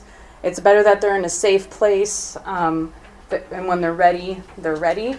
And so when they do get to the point where they're ready, that's when they start talking about why they were removed from their regular schedule. They talk about what their storm was. You know, were they not being flexible? Were they not regulating their behaviors? Were they not initiating the task, clicking that pencil, or, you know, something where it was just becoming bigger and bigger and bigger. And then the language of how I'm going to drop it. So that's really that's the lesson. That's the lesson piece, the raindrop. Like, what are you doing inside you? What are your thoughts inside your head? What are some things that you've practiced? What happens if this happens again? Do you want it to go the same way? Those are those lessons and how they're going to try to drop their storm. And then once that is done, it's not over. So if a student, I work in public education, if a student is very upset and has lots of expletives to say to the teacher and storms out, I've had a lot of, especially high school teachers, say, well, I don't want him back in my room. I mean, he talked to you about it, but he didn't say anything to me about it. You know, there's that too. So prior to going back into the classroom, the student then has to ask to come back to class and apologize for their behavior, and then tell them how they're going to change it. And that's the key piece that you can't really put on that form. That's a process that you have to go through. And I've been through a lot of those where I'm the third person, just kind of standing there listening, watching how it goes. And sometimes they're not readmitted because it's kind of a big deal, or it still hurts too much and the teacher needs some space, and that's okay. You know, everybody has their own time. When that happens, or if that happens, the student comes back down to the behavior intervention room. And I want to say we have a 7-hour block or periods of time. So like if the student gets kicked out at 10 and class ends at 10:45 and they're not done processing, they're going to eat lunch in the VIR with me. I'm more self-contained than they are. And then they're going to start with me the next day, that hour, until it's processed. And so that's another deterrent for them to not, to get it together, because now they're missing all this work, which is going to make it harder. So it's a storm and it's a process, but to start off with, and as they go, though, they learn, and you usually don't see them. They're not frequent flyers after a while. So that's the key component of that, is that re-entry back into the class. So are you saying that then if they are not re-entered Mm-hmm. or readmitted, Mm-hmm. do they go on to their next class? Yes, they go on to their next But class. just for So that- it is just that class. It is not all day long, you know. So it could take 3 days? It could take 3 days. It could take 3 social studies days. Yes. Okay. But then if it's 4th hour and they go to science, they go to science. Mm-hmm. See, that becomes the equivalent of an in-school suspension, right? I mean, and yet they didn't do anything to the 4th hour teacher. The issue is in that 3rd hour period Yeah. that they have they have to get resolved. Yeah. And so we don't want to necessarily get in the way so that it becomes that giant snowball that we can't stop. Mm-hmm. Yep. Yeah, absolutely, yes. Let's see if we can get this, excuse me here. Oh, bifocals and screens and let's see here. There we go. This is just a short video clip of Alicia explaining how she takes the students through this process. And hopefully the sound is okay. Could you blow it up, Denny, in that corner? Oh, Did you see yes, that? I'll try. Hi, I'm Mrs. Bates. I'm a special education teacher here at Harrison Elementary. Had a great opportunity this year. So last year, a little backstory, last year I finished up my master's program, and for my final for my master's, I had to come up with a research project. With all the work that I do here at Harrison, I work a lot with students about social emotional learning. I saw there's such a struggle in our kindergarten through 4th grade students with how to manage their emotions and how to go through the day-to-day steps on how they can help de-escalate themselves if something's happening. So I came up with this project called Calming the Storm, Regulating Your Behavior. So I'm going to tell you a little bit about that today.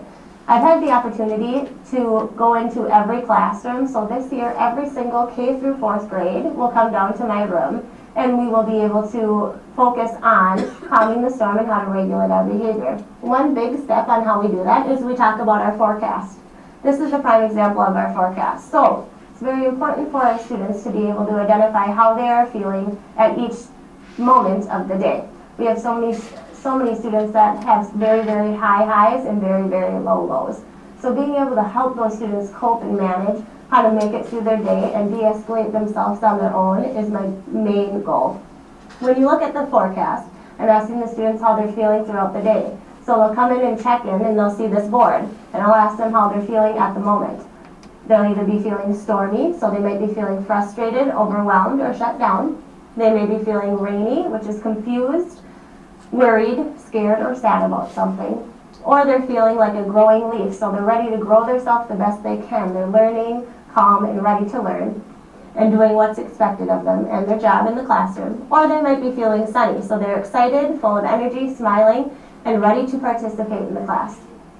Through this process and teaching this with social emotional learning, it's been a huge impact in our school so far this year. I know it's only October, but we've seen such a big impact. I can walk through the hallways and I have students telling me their forecast from minute to minute. A lot of times if students are upset, they can come in and say, Mrs. Bates, I have a storm, and they can identify why. I feel like this is a huge thing for our students to be able to start at the beginning of their learning career, so from kindergarten all the way through college, because who else is going to be there to help manage them with their emotions and how they can de-escalate themselves.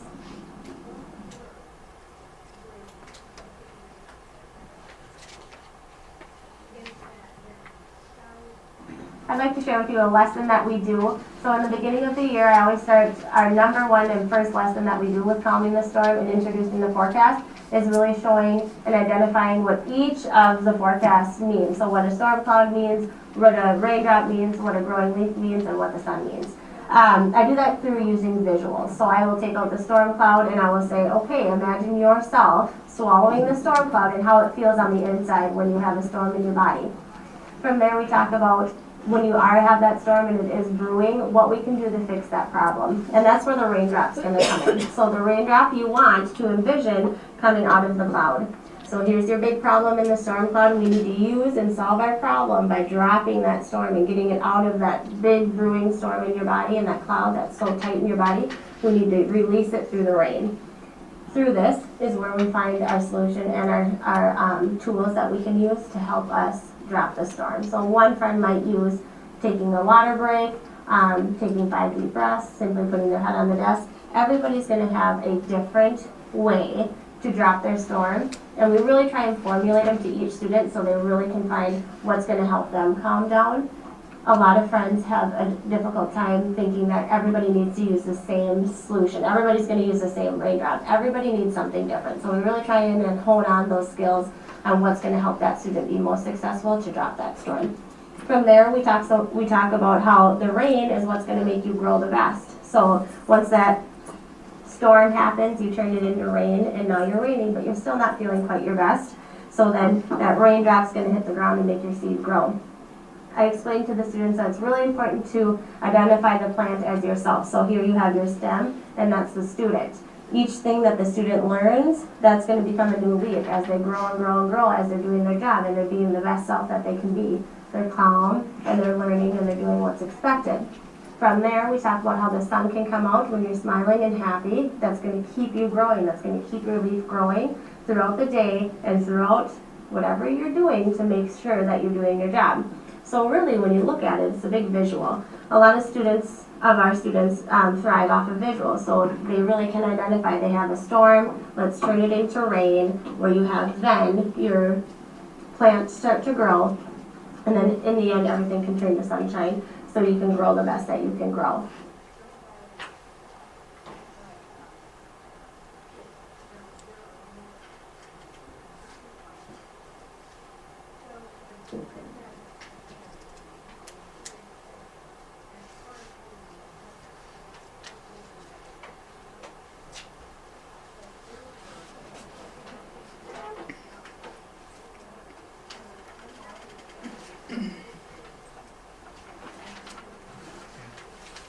Just quickly, a little bit about the demographics. She referred to Harrison Elementary. In our school district, we have 6 elementaries.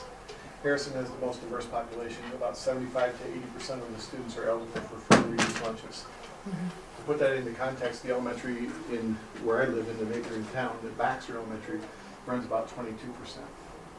So even within that same district, we've got such a vast difference in the demographics of the population of students that we have to work with. And so it varies within the other elementaries, but Harrison is by far that population of students that come from some tougher home environments and just have maybe more struggles than some of the more affluent schools within our district. So, in looking at this, and we now start taking the students through how do we drop the storm? What are some strategies and skills that we can provide for them so that they can be successful? And then again, start to recognize what they can do to self-regulate. So again, as the teachers are looking at having opportunities to take them through this process, Alicia and Lainey both then provide that training. So this is just an example of like a typical lesson plan where teachers are writing up what are the specific skills that they want to concentrate on, what are the strategies or things that they want to focus on for that particular lesson, and then how do they go about implementing it? What resources do they need? What support systems, what other materials, all those types of things are identified and they put together a plan. Okay, so this isn't just something that they just kind of pull off the top of their head. But they've spent some time now designing and developing those lessons that they can draw on that maybe focus on some of those specific skills or strategies. Also it deals with, again, this is a 3rd grade level lesson. Is there something similar or can it, how does it get modified then for those lower elementary kids? Just as Lainey would be working then, how would she modify this particular lesson for that middle school, high school age population? Okay, because you wouldn't do the same exact things. And Danny, just hang there. When Yep. it says standards in the state of Minnesota, we have the CASEL framework for social emotional learning, and it comes out on report cards in the elementary level. And so the students are assessed on self-management, self-awareness, relationship skills, decision-making skills, and social awareness. And so every lesson that we have, it will tell you what standards it hits. So then it makes it easier for the teacher to say, well, yes, we've covered this. Yes, we do this. So that's what those standards mean. That's a whole different world. When I was trained 40-some years ago in education, we didn't have CASEL standards. We didn't have emotional standards that we had to focus on, or self-awareness standards. Yeah. You know, and so that's how things have evolved. And so, again, it gives us an opportunity to be more intentional with this curriculum, to saying if this is what the state is mandating for all teachers to incorporate into their lessons, why not then make sure that they have the skills that they need so that they can also then incorporate some of those same skills in their daily teaching. So again, at the elementary level, this is a visual that the students can quickly relate to. They can see that storm brewing on the inside. So what does their outside look like? Where does their inside feel like? And so they can start recognizing those terms and providing those descriptions so that we have that stronger visual. Okay? So the same is true then with the raindrop and with the plant. This is not done all at one time, but it's spread out maybe over the course of a couple of weeks at the beginning. Yep. So again, everyone is using that same language. The kids are starting to recognize that terminology. And so if I were to walk up to any student in Harrison and I said, tell me about your storm. Well, I didn't have a storm today. And so they relate to that, or then they can describe in detail what it is that they were struggling with. Mm-hmm. Here's just a couple of examples of illustrations. When Alicia did this, she just did this like 2 weeks ago, I think, with a student. I think the student's in 3rd grade. 2 different students. This one, what it says is, I do not love to be mad. Sometimes I am mad inside. I feel sad and mad, and it's all mixed together, is what he was trying to say. And so this is how he thinks he feels in the inside and the outside. And then this student, how he looks like a plant. We even joke in Minnesota, but he says, I'm calm like a fish in a lake. I mean, how perfect, right? It's so true. Warm and fuzzy like a bunny. And but he said that when he feels calm and growing, I asked Alicia, I said, why does he have like Superman socks on or something? Like, what is that? And she's like, actually, he said his feet feel really warm when he feels happy. So that's why he put the red socks on. So. Even like the one on the left, if you can see in the lower left-hand corner where we have our symbol of the umbrella, he drew a storm cloud and rain coming even over the umbrella. So yeah. He was really upset, I think. Yeah. He was really mad. Yeah. It could very much identify there, I love the yeah. eyebrows too. I thought that's let's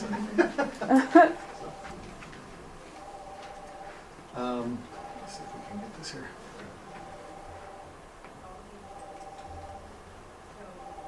Are we supposed to be answering that? Anybody else hear that? Yeah. It's, my pizza's ready. What do you have there? Okay. What grade are you in? Okay. Can you tell me about that sheet? It's like, so this is like things that make me mad. Okay. And then this is kind of things that I do to calm these down. Good job. And then this is if I have a calm day or a relief. You do. And how do you feel about this project? Kind of a little excited. Why excited? It's like prizes and all that every Prizes. So say something happens and your storm is created in your body. What do you do now that you have this? So if I have a storm, like when people are mean, then I try to ignore, and then if that doesn't help, then I kind of just try what I can do. And then if I can't really help it, then I can get it's okay, not the best, if I get mean, it's really bad, I get a storm. Oh, on your daily sheet, you mean? Yeah. Okay. And do you feel like this has been helpful for your day? Yes. Good. Okay. Thank you. Okay, thanks. So when he said, because I get prizes, so we don't give a Skittle for every good behavior or anything like that. If you see the leaves here, so as soon as the stem gets full, then they get to pick a prize, and the prize is a lunch with a friend or a lunch with your teacher or 5 extra minutes on, recess, things like that. We try not to give food as an incentive to do stuff. So that's that at the elementary levels, and at the high school level, they work for different things. They work for, I have what's called PTO, paid time off, and they love that. They get, if they do so well, for every 2 weeks, they earn a PTO day, and I explain to them what that means. Or they're not gambling, but they're scratch offs, and they might win a free pop maybe, because high school kids like Cold Mountain Dew, I don't know. But that's just after like 2 weeks. Again, we don't feed them every time they do something good. So just want to make sure that we're not saying that. So. Also, Dallas's parents got involved with this, obviously, and what they started to see is that there was like some carryover now at home because now the parents were using the same language. They were familiar with what the triggers were. And so if Dallas was getting off the bus and he was upset, mom or dad knew that they had to try to get that storm de-escalated. Otherwise, the bomb would go off and it'd be a long night. And then it carries over to the next day, and then it carries over to the next day. And so they were very appreciative that now they had some tools that they could be equipped with. And so they started to see a transformation. Just knowing this little guy and what few encounters I had with him when I would visit Harrison, oh my goodness. Huge transformation because he was now taking ownership in his behavior. He wasn't getting kicked out of class all the time now. He was able to participate. He got to go on the field trips that he was getting left behind on because his behavior was so disruptive. A huge transformation. This is definitely one of those win-win situations, but it really did make a difference. I am going to ask us to do just a small activity here. This is how I introduce emotional regulation to the middle school and high school population, and we do this not just one time, we'll do this quite often. And I work now with 18 to 21-year-olds, and I just did this activity last week, and they're asking to do it again. They enjoy it. I do have some plain pieces of paper if anybody needs a piece of paper. Hopefully everybody has a pen. And if you don't want to write it down, you don't have to. It's just something that, if you're willing to play along, let's play along. So all you need to do is make 2 columns on your sheet of paper. It doesn't matter which way. I'm not going to ask you any questions, so it doesn't really matter. On the left-hand side, write "it's all in my head." And on the right-hand side, write positive thoughts. And then I'll just give you a few minutes here, and then I'll explain what to do after that.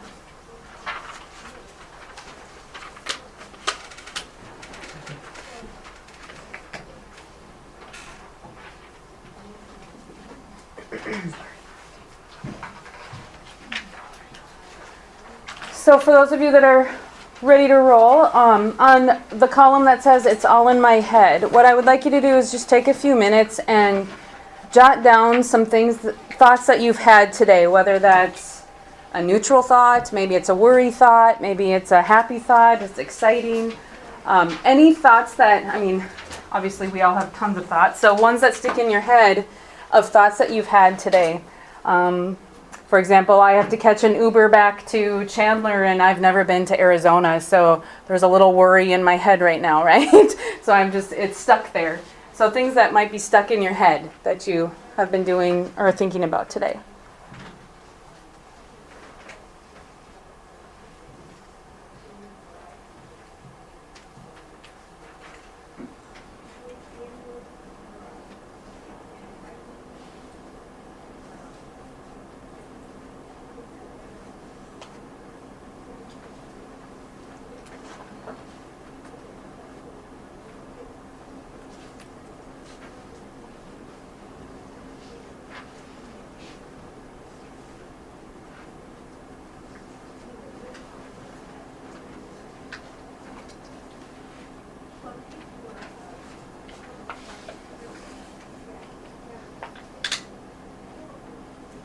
And then as if you feel like you have your thoughts that you have in your head down on the right-hand side, even if it's a positive thought, try to come up with another positive thought towards that thought you have. Or your worry thought. What's a positive thought? How can you change that into a positive?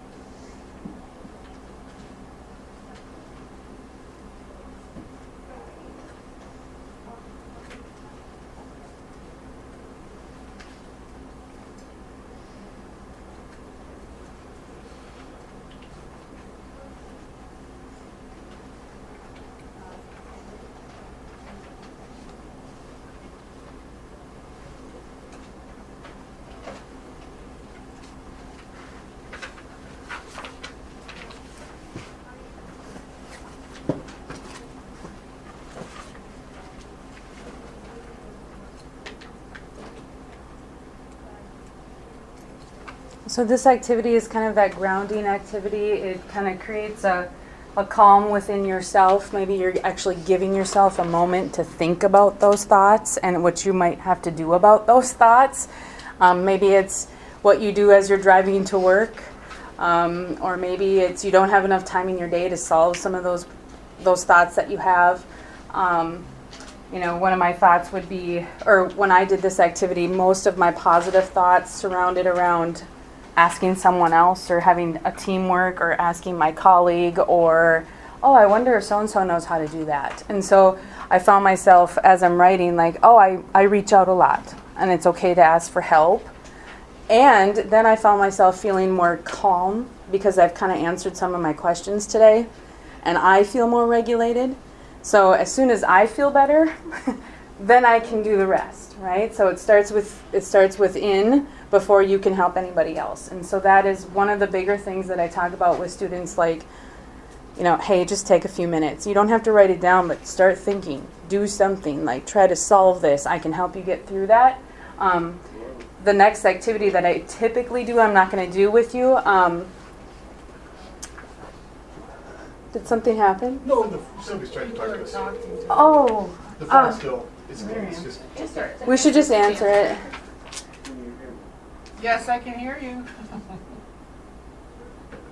It's like the conference line or something. Oh. Keep talking. Okay. So the second part to this activity, and we're not going to do this one, but I can just explain it to you, and maybe you've done something similar. It's called fishing for compliments or just compliments. And what I do then is once the students feel more grounded and regulated in themselves, then we tape a piece of paper to everybody's back. And you have to walk around and give a compliment to everybody in the room. And then you have to stay away from, oh, nice shirt.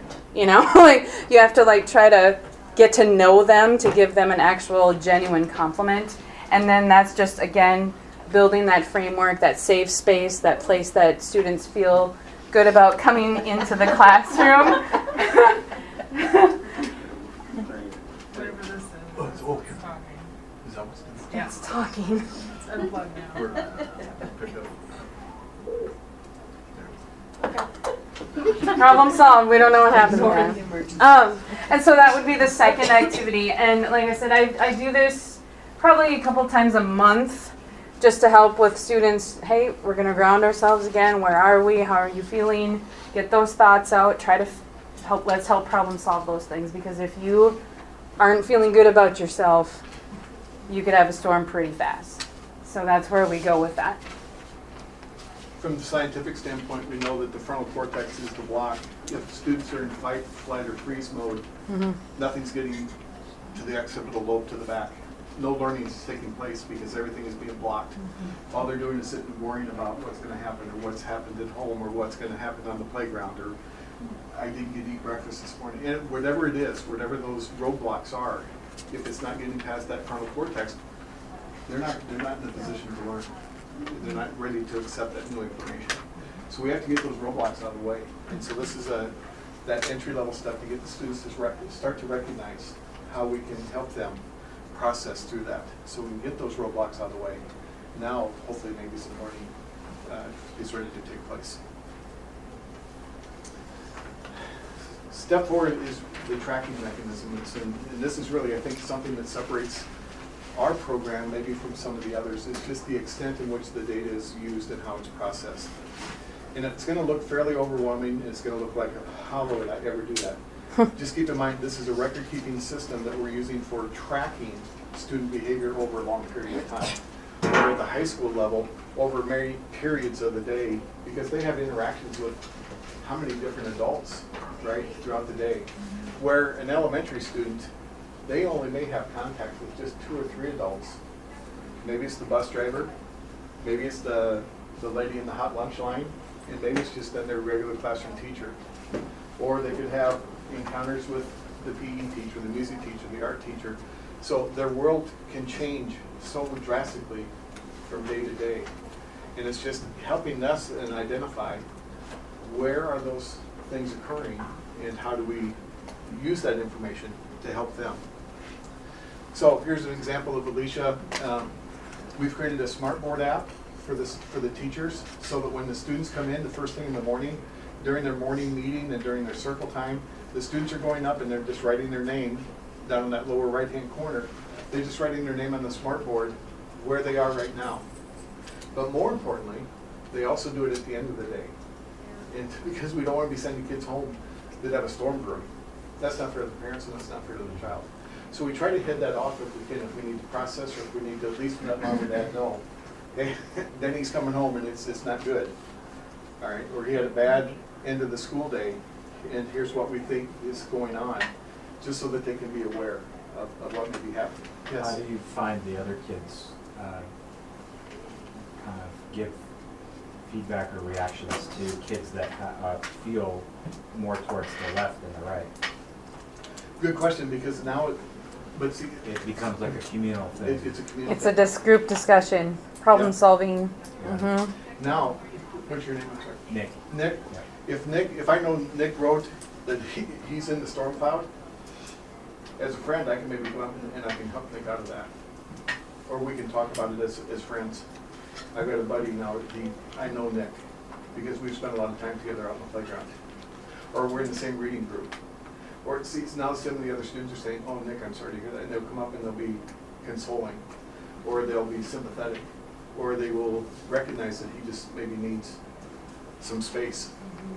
Okay? That has to be taught though too. That has to be taught. That's Exactly. not going to be instinctual either. So. Exactly. And that's part of the That's all. lesson. So now we go back to step 2 with that processing. Mhm. So the kids are starting to become more aware of those emotions and what are those triggers and what are the things. Yeah, I mean, we're trying to give you just the snapshot here. Understand that this takes a lot of time and it takes a lot of processing with the kids. But once we start developing that commonality in language and students can start to relate to each other, when Nick comes in and he's in a stormy mood, what can we do to help Nick? Okay? And so it really does become that kind of that communal process. We really help each other. Okay? Yeah, great question. Thank you. We start recognizing those and we start identifying where the students are, both at the beginning of the day and at the end of the day. What she's also done was she's created an automated, so this is just a snapshot. And this would be maybe some of the students that she deals with from the special ed world, where they're maybe doing case studies or child studies before they get on IEPs. They're starting to look for those patterns, right? This would be one child's entire day. So music, art, PE, lunchroom, transition times, morning, afternoon. What are the things that they're starting to see? And then the teacher is also then keeping track of that information. All right. This is then shared electronically and it's recorded, and each student then has a folder. It becomes powerful for then sharing or communicating with parents, with the administrator. Before the student gets kicked out of the room, we have a record-keeping system that supports the decisions that are made by the adults. That's the elementary one. Okay. Just so you can get a sample of what this looks like then.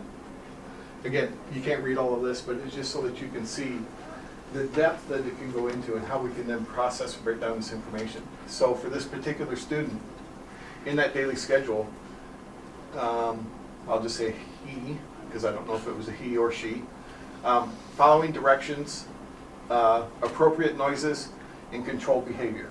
So those are the 3 things that kept getting in the way of this particular student's performance. So then you see then, where did the problems occur? And it seems like there was a lot of 2s during morning meeting and reading time. Writing was not a problem. Music was a 2.7, so gym 3.7. So we start to look to see where those patterns, what's taking place. So it seems like in this particular student's case, there may be some issues with that first thing in the morning. Okay? So that's what we start looking for, and then we start recording where we see things happening, and we just start documenting.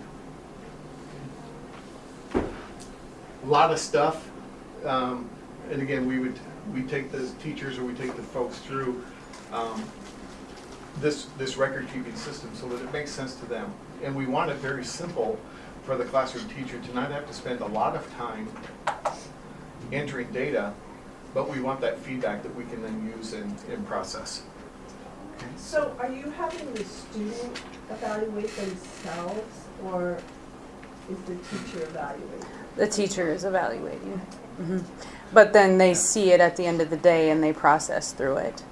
So that at the elementary level, they're not seeing this. This is more for us to do. They're seeing that sheet that Denny just showed you, that if they want to see it. Can you toggle back to the I'll have to get out of this here. to that? Oh boy, oh, hang on. I don't know. There you go. And then can you go back? Yeah, I think so. There you go. So this sheet, so the student can see this sheet. They are not tracking themselves, though they're very aware that they are, what their goals are, what they're working on, but no, they do not rate themselves. But it could be a very simple, short conference with the student. Like to check out at the end of the day. Yeah, I saw you had a great third period today, or I saw you really did well, and Jim, keep it up. You know, you can give those prompts and cues to help try to encourage or support. Or first thing in the morning, I'm going to say when he comes back after having maybe a bad Tuesday morning, you don't want to have a bad Wednesday and a bad Thursday and a bad Friday, right? So now I can sit down and start processing with that student. What happened yesterday? What can we do differently today? You know, so you can get into those levels of conversation. What were the storms yesterday? And what can we do to try to avoid those? So you have to get into that level of conversation, but it's all with that processing. And this is, we start using the data to help make those decisions. Okay, so this hopefully will show up better. So at the middle school, high school level, my students, the ones that I work with, and right now this is an active, I froze it, but it's from this year, a 20-year-old. He's in the transition, so he's still working on some emotional regulation, flexibility. He's extended his school years through 21. So what we do here is the students know that they're being tracked, and it's directly related to their goals and objectives on their IEPs. So again, as Denny said, though, you can use it for students that will probably, maybe you think you're going to need that extra intervention. You need to bring it to RTI or MTSS and go from there. And I know it's really hard to read, but it really defines emotional regulation. He did not use his self-advocacy skills during the time period. He required prompting at least 75% of the time while on the job, because we do on-the-job training. Or he required assistance and needed more than 2 prompts to complete his checking, account, and balancing. So we're teaching the balancing part. We have the ATM cards. You know, we're trying to teach him that financial responsibility piece. And so it goes 1 through 4. And then it's just tacked on every hour here. And so he's not doing that. He knows that he's being tracked on that. Those are his goals. That's what we would like him, where we would like to have him be once he graduates from the program. And then as it goes down, it breaks it down here. This day he was absent, but Denny, could you hit the analysis one down there? So when you're looking for numbers, if anybody asks, well, what's the data? If you track, and here it says 3 weeks here, period, weekly averages, 2.5 to 2.7, it'll give you a breakdown. If the aim line is 60%, so I just set that at a base. I mean, not everybody's 100%, and someone's 60% might be their best, right? And so here it kind of breaks it down on whether they're hitting their goals or not, and so that kind of tells me, so if you're doing like progress reporting in special education world, there it is right there. You don't even have to go any further. Denny, could you hit the charts? And then things that Alicia for sure uses at IEP meetings. These are different just breakdowns of how things go, the daily growth, growth by period, growth by behavior area, and just different period and weekday comparisons. I was happy to see there is a trend line of going up, even though we had some dips. But if you're a visual person and need to see the chart like that, that can be helpful as well. So this is where I kind of live. I mean, I teach the lessons every day. We talk about it.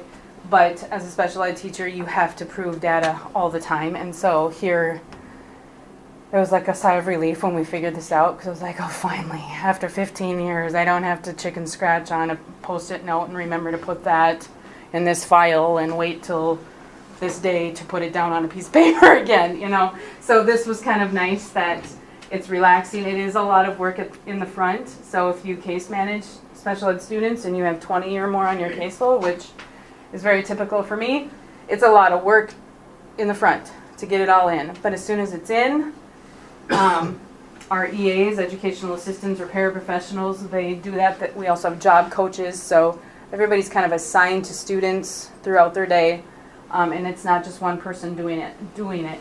At the high school, I sold it because it was, hey, Mr. Richters, you only have to do third hour because that's the only time you ever see the kid.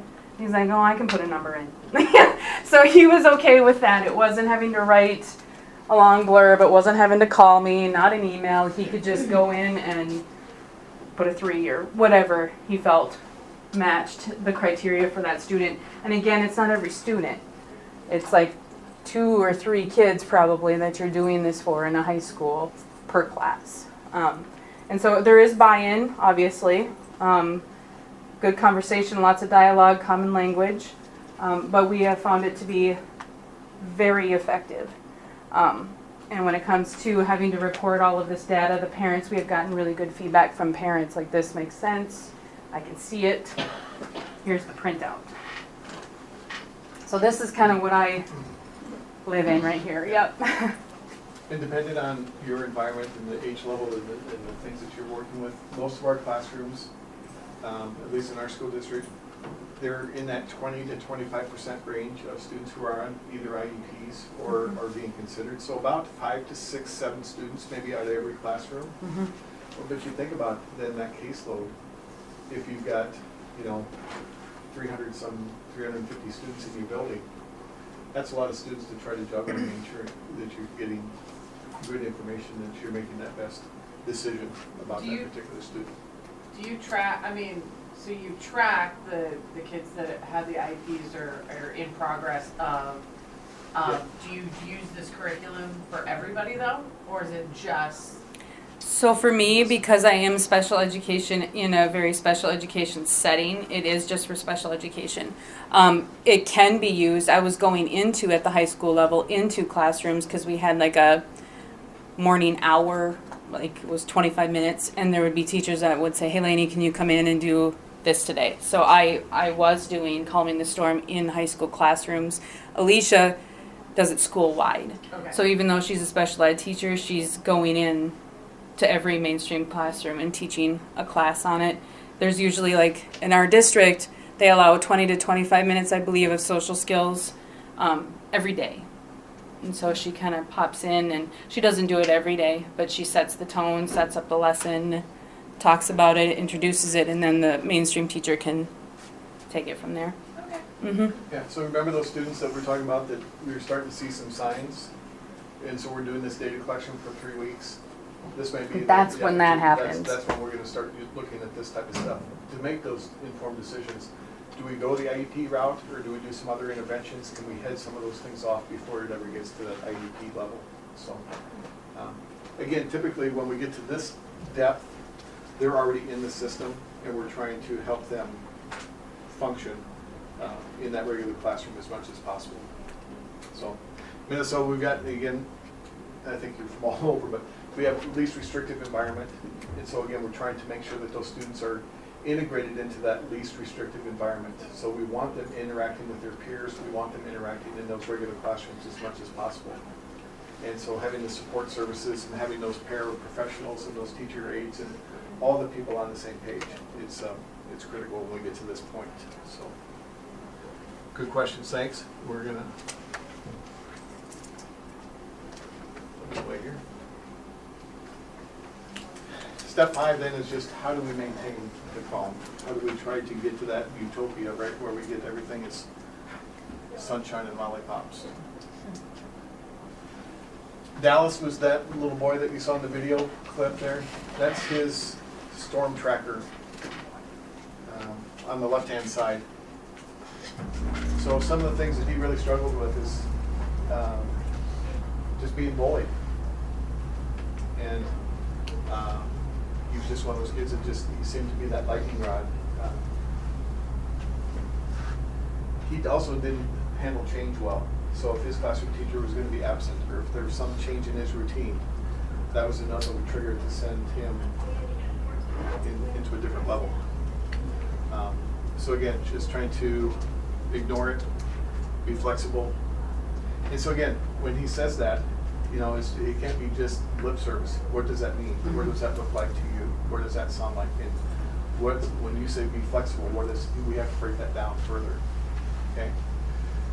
Alexa, can you read the storm cloud there, Lainey? Yeah, she says her storms are when my schedule changes, when things don't go my way, or when I lose, people being mean to me, being told no, and when I'm bullied. And so things that she's gonna do to help herself when she's feeling these storms. And again, this is just those snapshots. It's a remember, we talked about this, we've learned this lesson kind of a thing. Take deep breaths, using a calming tool. So she clearly has identified something that she's using to stay calm. Or taking a break, B-R-A-K-E, I love it. When she does all of that, this is the cool part. She says, when she's growing, she's smart, helping, calm, learning, focused, and she's doing her job. So she's able to identify that if I can get through all this, this is who I get to be. At the middle school, high school level, this is an interesting picture. So we talk about executive functioning being right here, right? That's where we make all our decisions. And we have this sun because we always want it to be bright and sunny outside. Everybody wants to feel good about themselves. And so the way that I approach the social skills curriculum for Calming the Storm is we go monthly. And so we don't do a social skills lesson every single day. 5 days of lessons is overwhelming. And then you're just missing stuff. Like doesn't work. It's not as effective. So we do 2 lessons a week. And they do, so we started with emotional control. Maybe we did that 2 years ago. We started at September with emotional control. And we go through the entire month talking about how we're going to regulate our behaviors and what happens. What is our storm? What happens? Where do I need to be? Where's my safe place? How do I calm myself before I can think I can help anybody else? At the end of the month then, this was just a snapshot. The students had to pass around a paper and I wrote emotional regulation on it, and they had to tell me a phrase, a positive thing, something they took from that lesson because they needed to remember that because it's cyclical. We're coming back. You can't just do it for a month and be done and think you've got it. Oh, they turned the air on finally. Anybody else feel that? It feels great. Jeez, I was like dying up here. Then we would move on to the next month of task initiation or flexibility, and again, we would do the same thing. So it just goes round and round, and within the lessons, they're not doing the exact same lesson like 7 months later. There is a second version of a lesson, and sometimes the lessons the students want to do again because they like them so much. So that's kind of how we track our learning in the social skills world. We had gotten a little further then. This is our board. We have a social skills board game. And yes, they're sitting on the table. I didn't care. They were actually doing what I asked them to do. So they were playing the game. And this student, the day they came to take pictures, Winston, God, I love that kid. He was boom right here the whole time. He's like, Samberg, my last name's Samberg. You never called me anything else, or it was Sandy. Sandy, where you going? I'm like, why are you right there? They're taking pictures. I want to be in it. So he tried. Look, there he is. There he is. There he is. He tried so hard everywhere I went. He was boom right there. So this was we were teaching flexibility. And the kids loved it. As the cat says, as long as everything's exactly the way I want it, I'm totally flexible. So that's how I introduce it, and we go from there. So yeah, that's a little bit about our classroom. This is at Harrison Elementary, and if you want me to go, Denny, I certainly can. So how they do that in Alicia's school is they went per grade, I think, and I can't remember if this is maybe first grade, but it was in April, because I remember her being thrown off that they chose flowers and because April brings May flowers, so she was fine with that, and instead of the stems, or leaves. But here's their clouds, their raindrops. So everybody in the school knew. You'd have to sift through it, but the whole point is that everybody's on the same page. Everybody knows we all have storms. We all know we're learning how to drop them and grow. And so they fixed it like every couple weeks, then it would be the next grade's time to shine on the wall. And this is on the hallway on the way to the lunchroom. Lunch, yep. So every kid in the building got to see it. Yep. So even though it wasn't necessarily their grade level, it was still a way to showcase a particular grade. This was Alicia's calming corner. Go ahead, Yeah. Go ahead. No, have you heard, I mean, maybe this is a term that you've heard, but this is another strategy that we found that was very effective for the students. To be able to have a dedicated space where they could go and just kind of check out if they needed to. And with permission, and again, Lainey had the same thing in her, we'll show you an example of what she had for her calming corner. But it was just a place for the kids to go. Mm-hmm. Sometimes they needed that time just to process. They needed to get away from whatever that trigger was that was causing the problem. And so it wasn't just mess around time. It wasn't time to get out of something, but it was actually time to come and process and work through whatever it was that they needed assistance with. Mm-hmm. And so there were some different tools in the bins there. There were books that they could maybe just read to get their mind off of whatever it was that was causing the problem. And then they always had to check out. They couldn't just come in and out freely. If they got sent or if they chose to come, then there was a process in place to get back into the regular classroom. And so then Alicia would have to take that time, or Lainey to say, are you ready to go back? If so, then you have to show me that you're ready. But it was just a dedicated space. That was one of the teachers. Denny, is that one of your? Yeah, one of my this is former cool. students, she set up a greenhouse in her classroom. Yeah. Small little portable, and she had to put a beanbag in there. Oh, I'd sit there I went too. and visited her. Oh, it was awesome.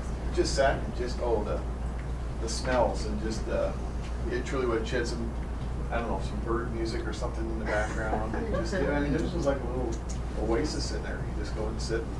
I didn't want to leave. And this is a little distorted, but this was at the front of this is at the front of our behavior intervention room, and it's just a couch with a lamp, different lighting, just a chill spot where I think the word is they can vibe now. I mean, I'm trying. But past that was where if you were sent, so those were like study corrals where you are doing some work, trying to get yourself maybe to the couch. So. Yep, that's where they could go to choose to just relax before they would come into class. So, again, here's the goal that came out of this from a research perspective. So, as we're taking a look at, again, so as a professor, I'm starting to take a look and say, what are you trying to accomplish here? Where is the end game? What is the things that you want out of this? And as we started to process and go through, this was more than just a research project, folks. I mean, this became something that was, wow. I mean, there are so many moving parts to this and so many pieces that it just has morphed into where we are now able to hopefully provide opportunities for other teachers, other educators, parents that really want to work with their children and finding strategies and skills that they can use to help the students self-regulate and to get into that opportunity of, it doesn't always have to be a punishment. It doesn't always have to be viewed as a punishment.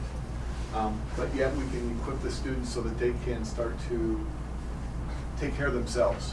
And that's really what we're after. So we're going to teach those behaviors on a regular basis. We're going to equip the parents, the students, and every adult. And again, from our world, every adult in the building is using similar language. They're all talking the talk.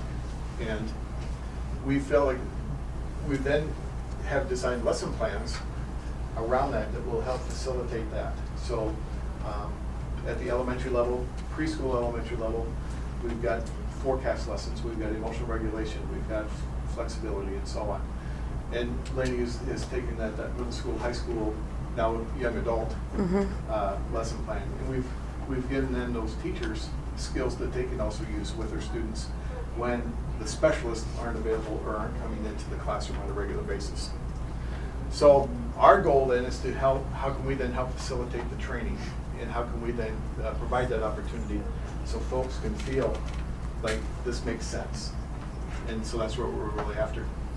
Again, and then we kind of talked about it there in that step 4, just that record-keeping system. It's there. You can pick and choose the pieces that you would like, that you feel most comfortable with, or what would be most helpful for you. But again, from an educator standpoint, where's the data? Back it up. You have to support it. You can't just be making willy-nilly decisions in today's world. It just doesn't happen. So we want to have things documented. We want that paper trail. But there's a method to the madness, for lack of better phrases. We really were stressing that we've got a system that we think can be applied to just about any grade level and in almost in an educational setting. On the back of the card that I gave, and I know that I've missed some people because after a while I was like, I don't remember who got it or not, but I have a little business card, but on the back of that card, you can't read this very well. That's why I was going to reference it. Those are what those raindrops are. These are the lessons that we have in regards to these particular topics, like perseverance and things like that. So those are all included in the workbooks. There's that K through our elementary workbook and then the 5 through 12 workbook. And again, I've used that at the 18 to 21-year-olds, and I know Alicia has used it with her own children who are 2 and 3, and so it's flexible. It can go both ways. So yeah, that's kind of where we're at with calming the storm, regulating behavior.